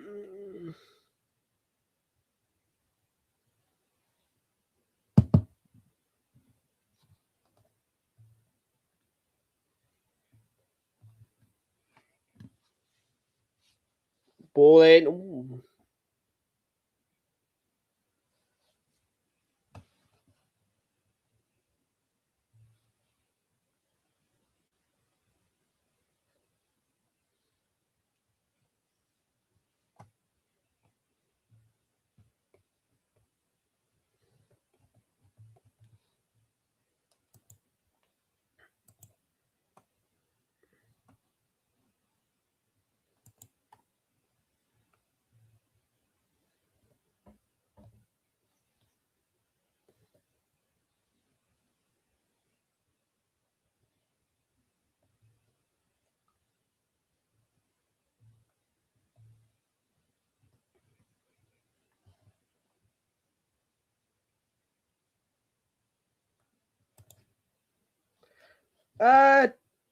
Content.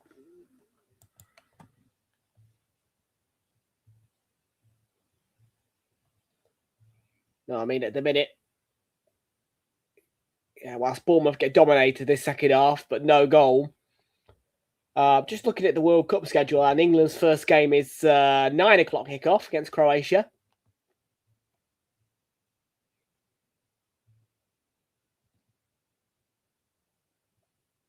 And we've got Ghana, 9 o'clock again.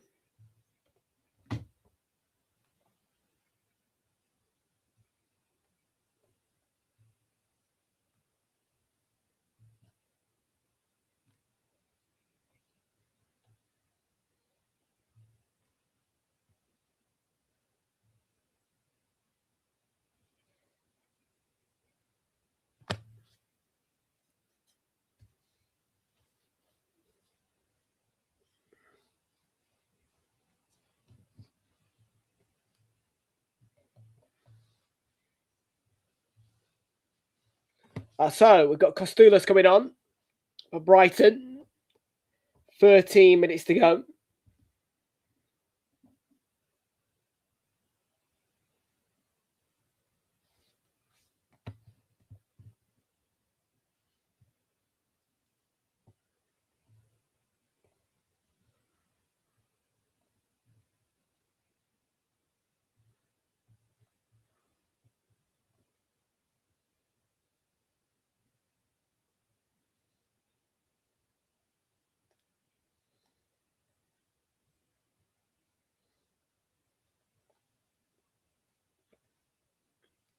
It's a problem for Amin Adli again.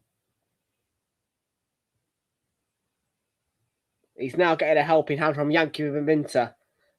Now he's got cramp. He's got to go off, isn't he?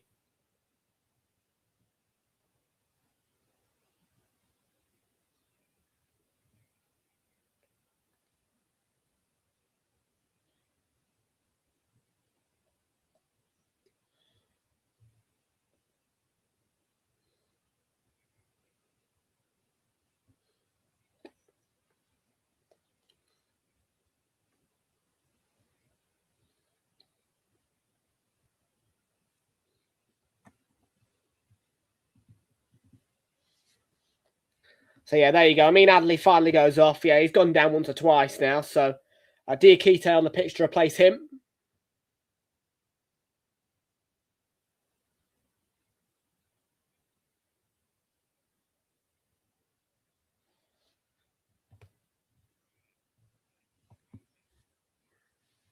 Okay, corner.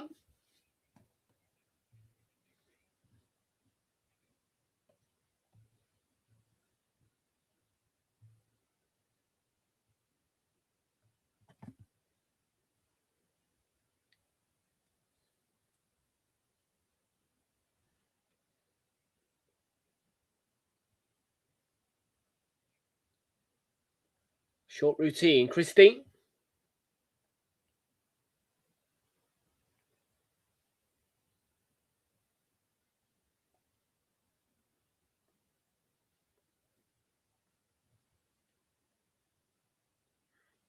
Out of play.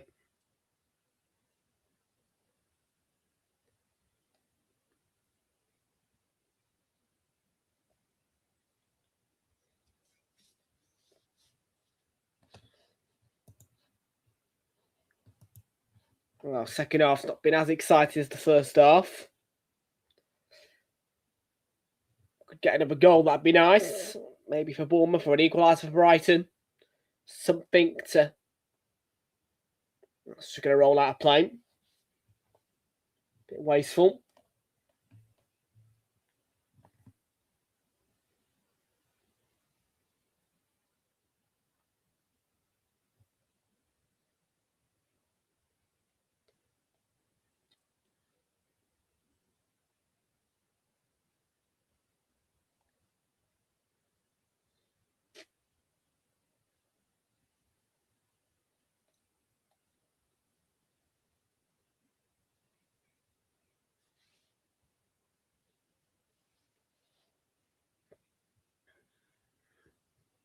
Here's Yankee Minter.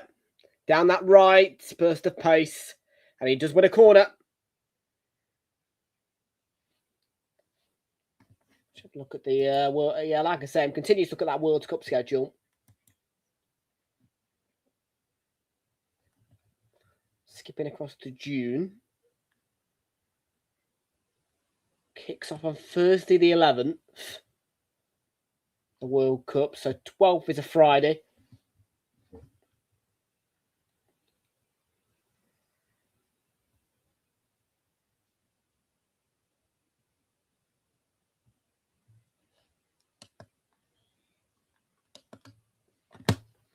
Yeah, roughly one game a day, really, at the World Cup.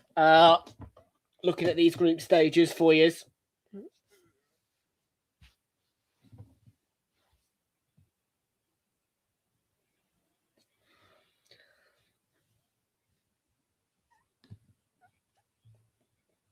I mean, England have got 9 o'clock and 10 o'clock kickoffs in the group stages. So, yeah, what I'd say is that, yeah, basically, 10 o'clock kickoff is going to be my kind of cut-off point, I'd say, really. And I would only stretch to that for England, obviously.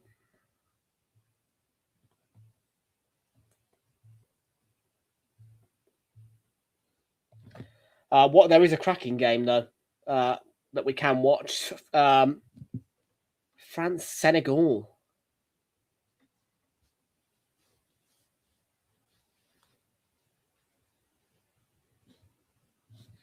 Yeah, first match for us is Croatia.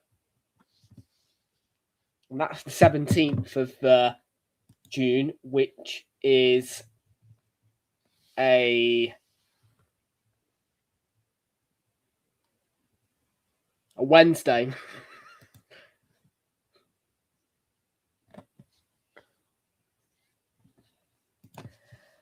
Yeah. You got that right, phrase. 7 minutes to go.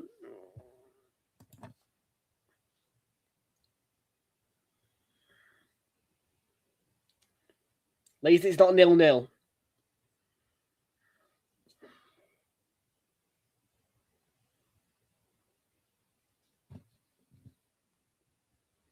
So yeah, first game for England, 9 o'clock kickoff, 17th of June rather. And that's Croatia.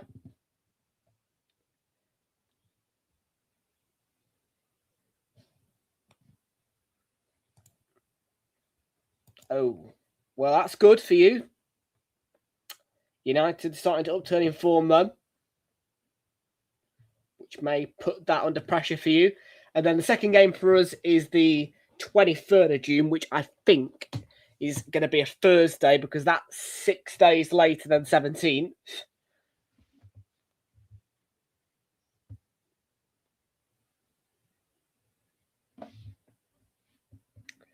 And that's Ghana for us. And our final group stage game comes against Panama. And that is a 10 o'clock kickoff.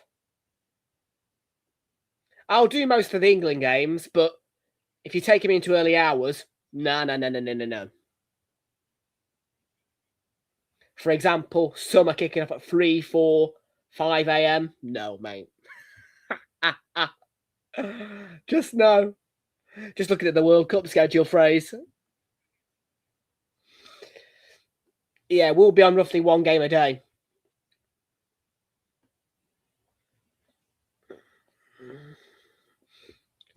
With the kickoff times there.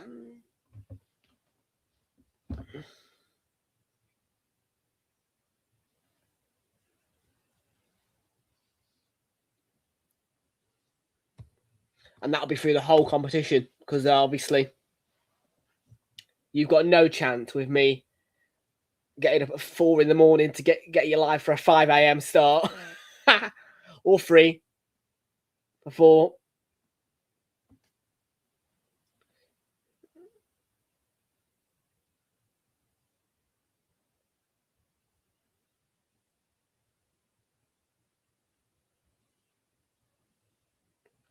Yeah, don't get me wrong. I'll support my nation, but if you think I'm getting up at 4 in the morning to watch England, think again.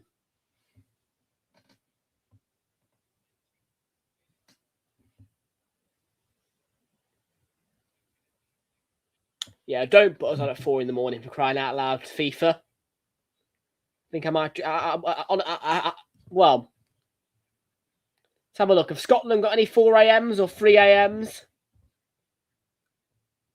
Group stages, we're lucky. We've got 9 o'clocks and 10 o'clocks.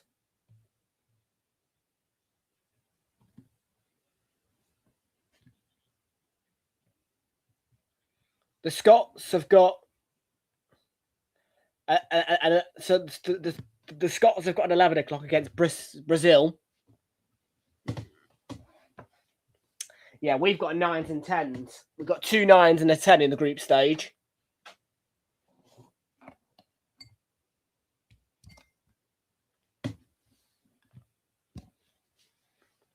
Yeah, 2 9s and a 10 for us. So yeah, Scotland have got their final game as an 11 o'clocker. Their second group game is against Morocco.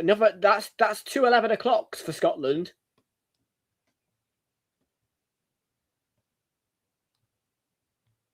And then their first game is a 2. Oh, I tell you what, England, we are lucky. Scotland's first group game is a 2 a.m. kickoff against Haiti. And we've got 2 9 o'clocks and 10 o'clock and a 10 o'clock. Lucky England. No, seriously. Scotland have got 2 a.m., 11 o'clock, 11 o'clock. We've got England have got 9 o'clock, 9 o'clock, 10 o'clock.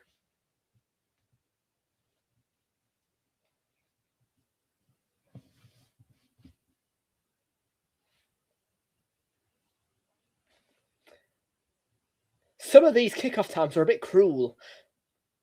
I feel sorry for the Scots, man. Their first group game, a 2 a.m. kickoff.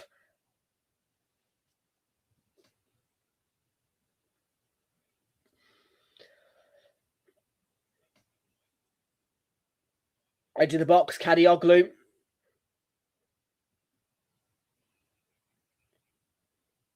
It's a good tackle to win it back. We're into the last 90 seconds of the 90.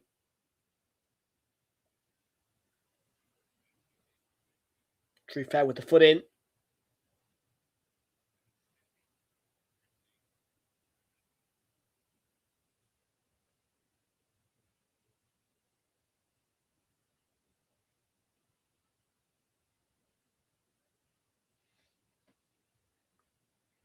And substitution time. 30, Kadioglu is replaced.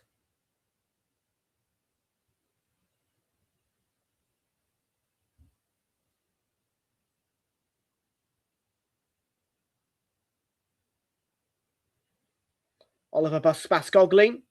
Boskagli is his replacement. See you tomorrow. Ashik for a 0-0 draw between Inter and Arsenal. It'll be a 0-0. And that game for UK viewers is the game on Prime tomorrow. So you can watch free of charge with your Amazon Prime subscriptions. And of course, if you want to know a cheeky hack, just create an email address, sign up with a new Amazon account, you'll get a free trial, and your free trial will cover the Prime. Because we don't need to win, and I don't want us to lose. So I'll go for another 0-0 draw. Yeah, 0-0. Take a 0-0 tomorrow. There are 8 minutes of added time.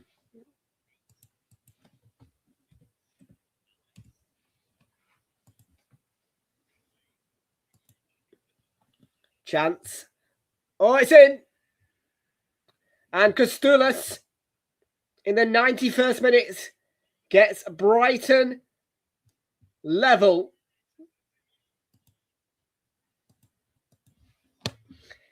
In a game where Bournemouth have held the lead for so long, but have had to withstand pretty much the entire second half of pressure from Brighton.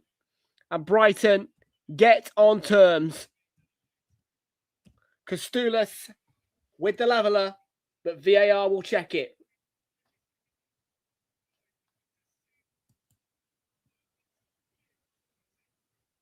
It is an overhead kick.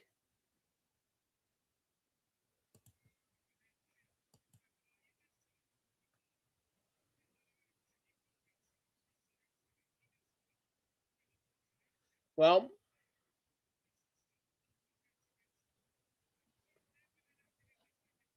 it is quality.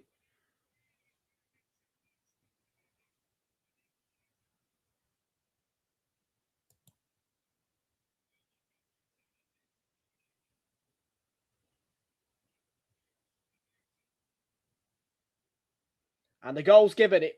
It's going to stand. It's 1-1. And can Bournemouth go up the other side of the pitch and restore their lead, which they've held for so long? They'll be kicking themselves in the teeth, though, for conceding that equaliser.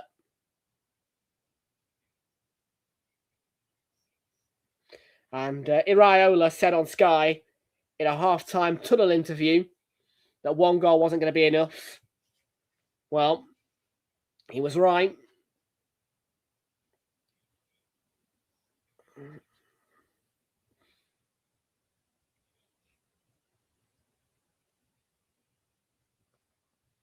Kept in by Bournemouth.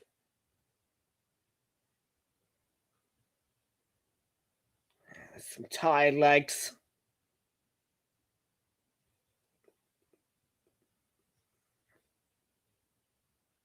True fair did well enough. And Bournemouth need to start getting up the pitch. There is a player down for them. And Paul Tierney has stopped it. Jimenez wanted to keep on going. True fair. Down, and his face is planted into the ground.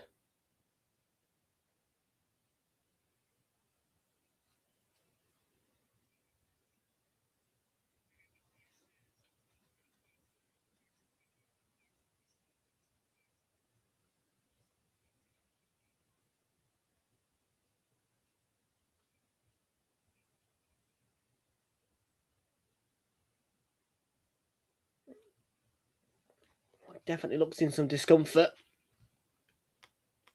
Does True fair.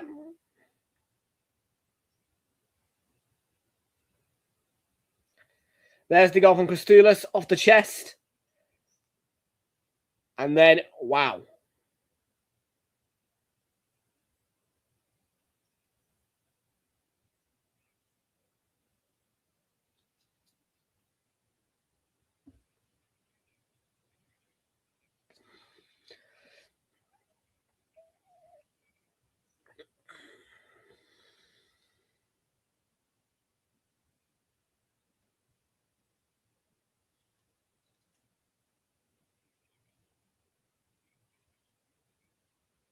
Well, the Bournemouth fans don't look too happy. You can hear them singing, "Your support is fucking shit." Just about. Yeah, the Brighton home support is not the best. I won't lie about that. Had the spectacle of it in pre-season. And yeah, and on the road, they're a loud bunch. Away from home, it's a quiet old ground. Sorry. Yeah, no, at home, it's a quiet ground.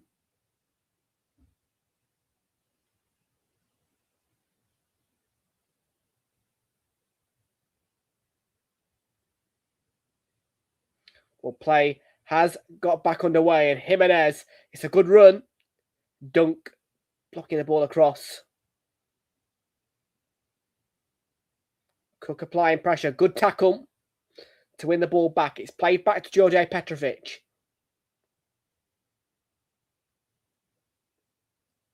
You'd imagine with that stoppage with True Fair, we've got about 5 minutes left to go.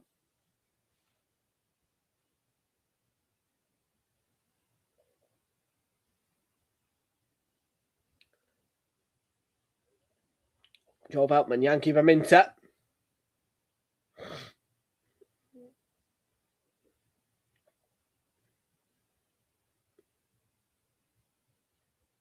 And True Fair blocked off by Veltman, who does well to win the ball. Minter crosses it for Mitoma, heads it down. And Boscagli's wasted it.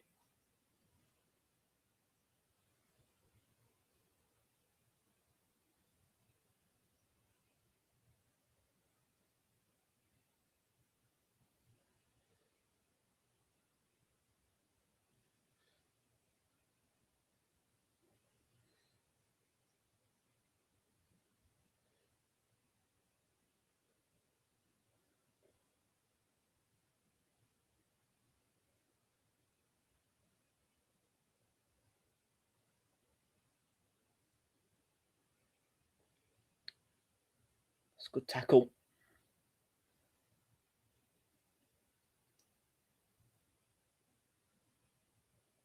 Brighton throwing everything really to get forward again. Try and win the game. Yankee Raminta, can he get a ball across? Deflection on it, and it falls towards Belieber.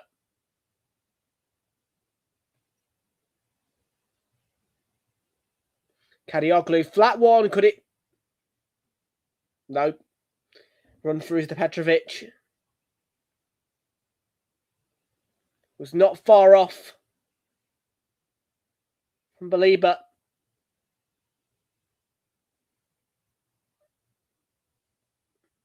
And Bournemouth just can't seem to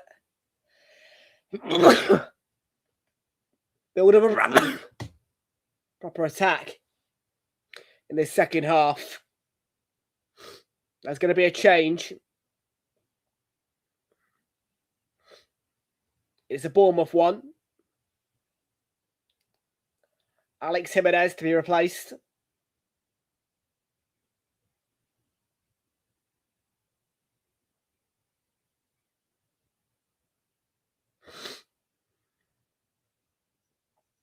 And as Alex Jimenez goes off, he is awarded Player of the Match by Sky.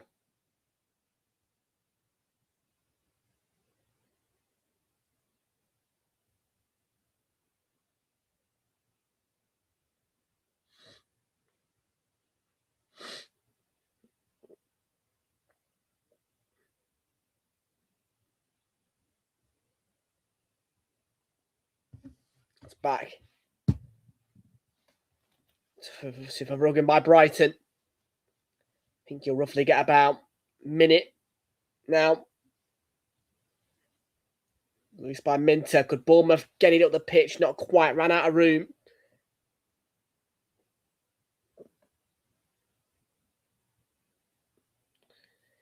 And I guess about a minute left now. Is there going to be a winner? 100th minute. That's away by Hill. It's out for a Brighton throw, though. Really an attempt to get one more attack going for Bournemouth. It's going to be Brighton, I think, who have the last say.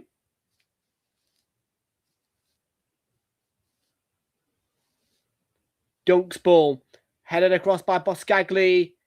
And that should be into the gloves of George Petrovic.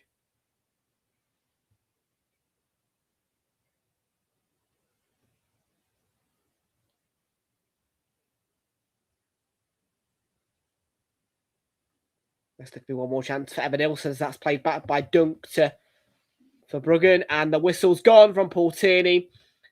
And Bournemouth had a good first half. Were dominated by Brighton in the second. Didn't really manage to get many attacks going second half, did Bournemouth. And Brighton got a late equaliser, 90+1. And it was a bicycle kick that sealed the point for the Seagulls. The final score at the American Express Stadium is Brighton 1, Bournemouth 1. And definitely a game of two halves. One half where Bournemouth were in cruise control almost, but the second, they could not get out of their own half. 1-1 the final score. And Bournemouth were kicking themselves.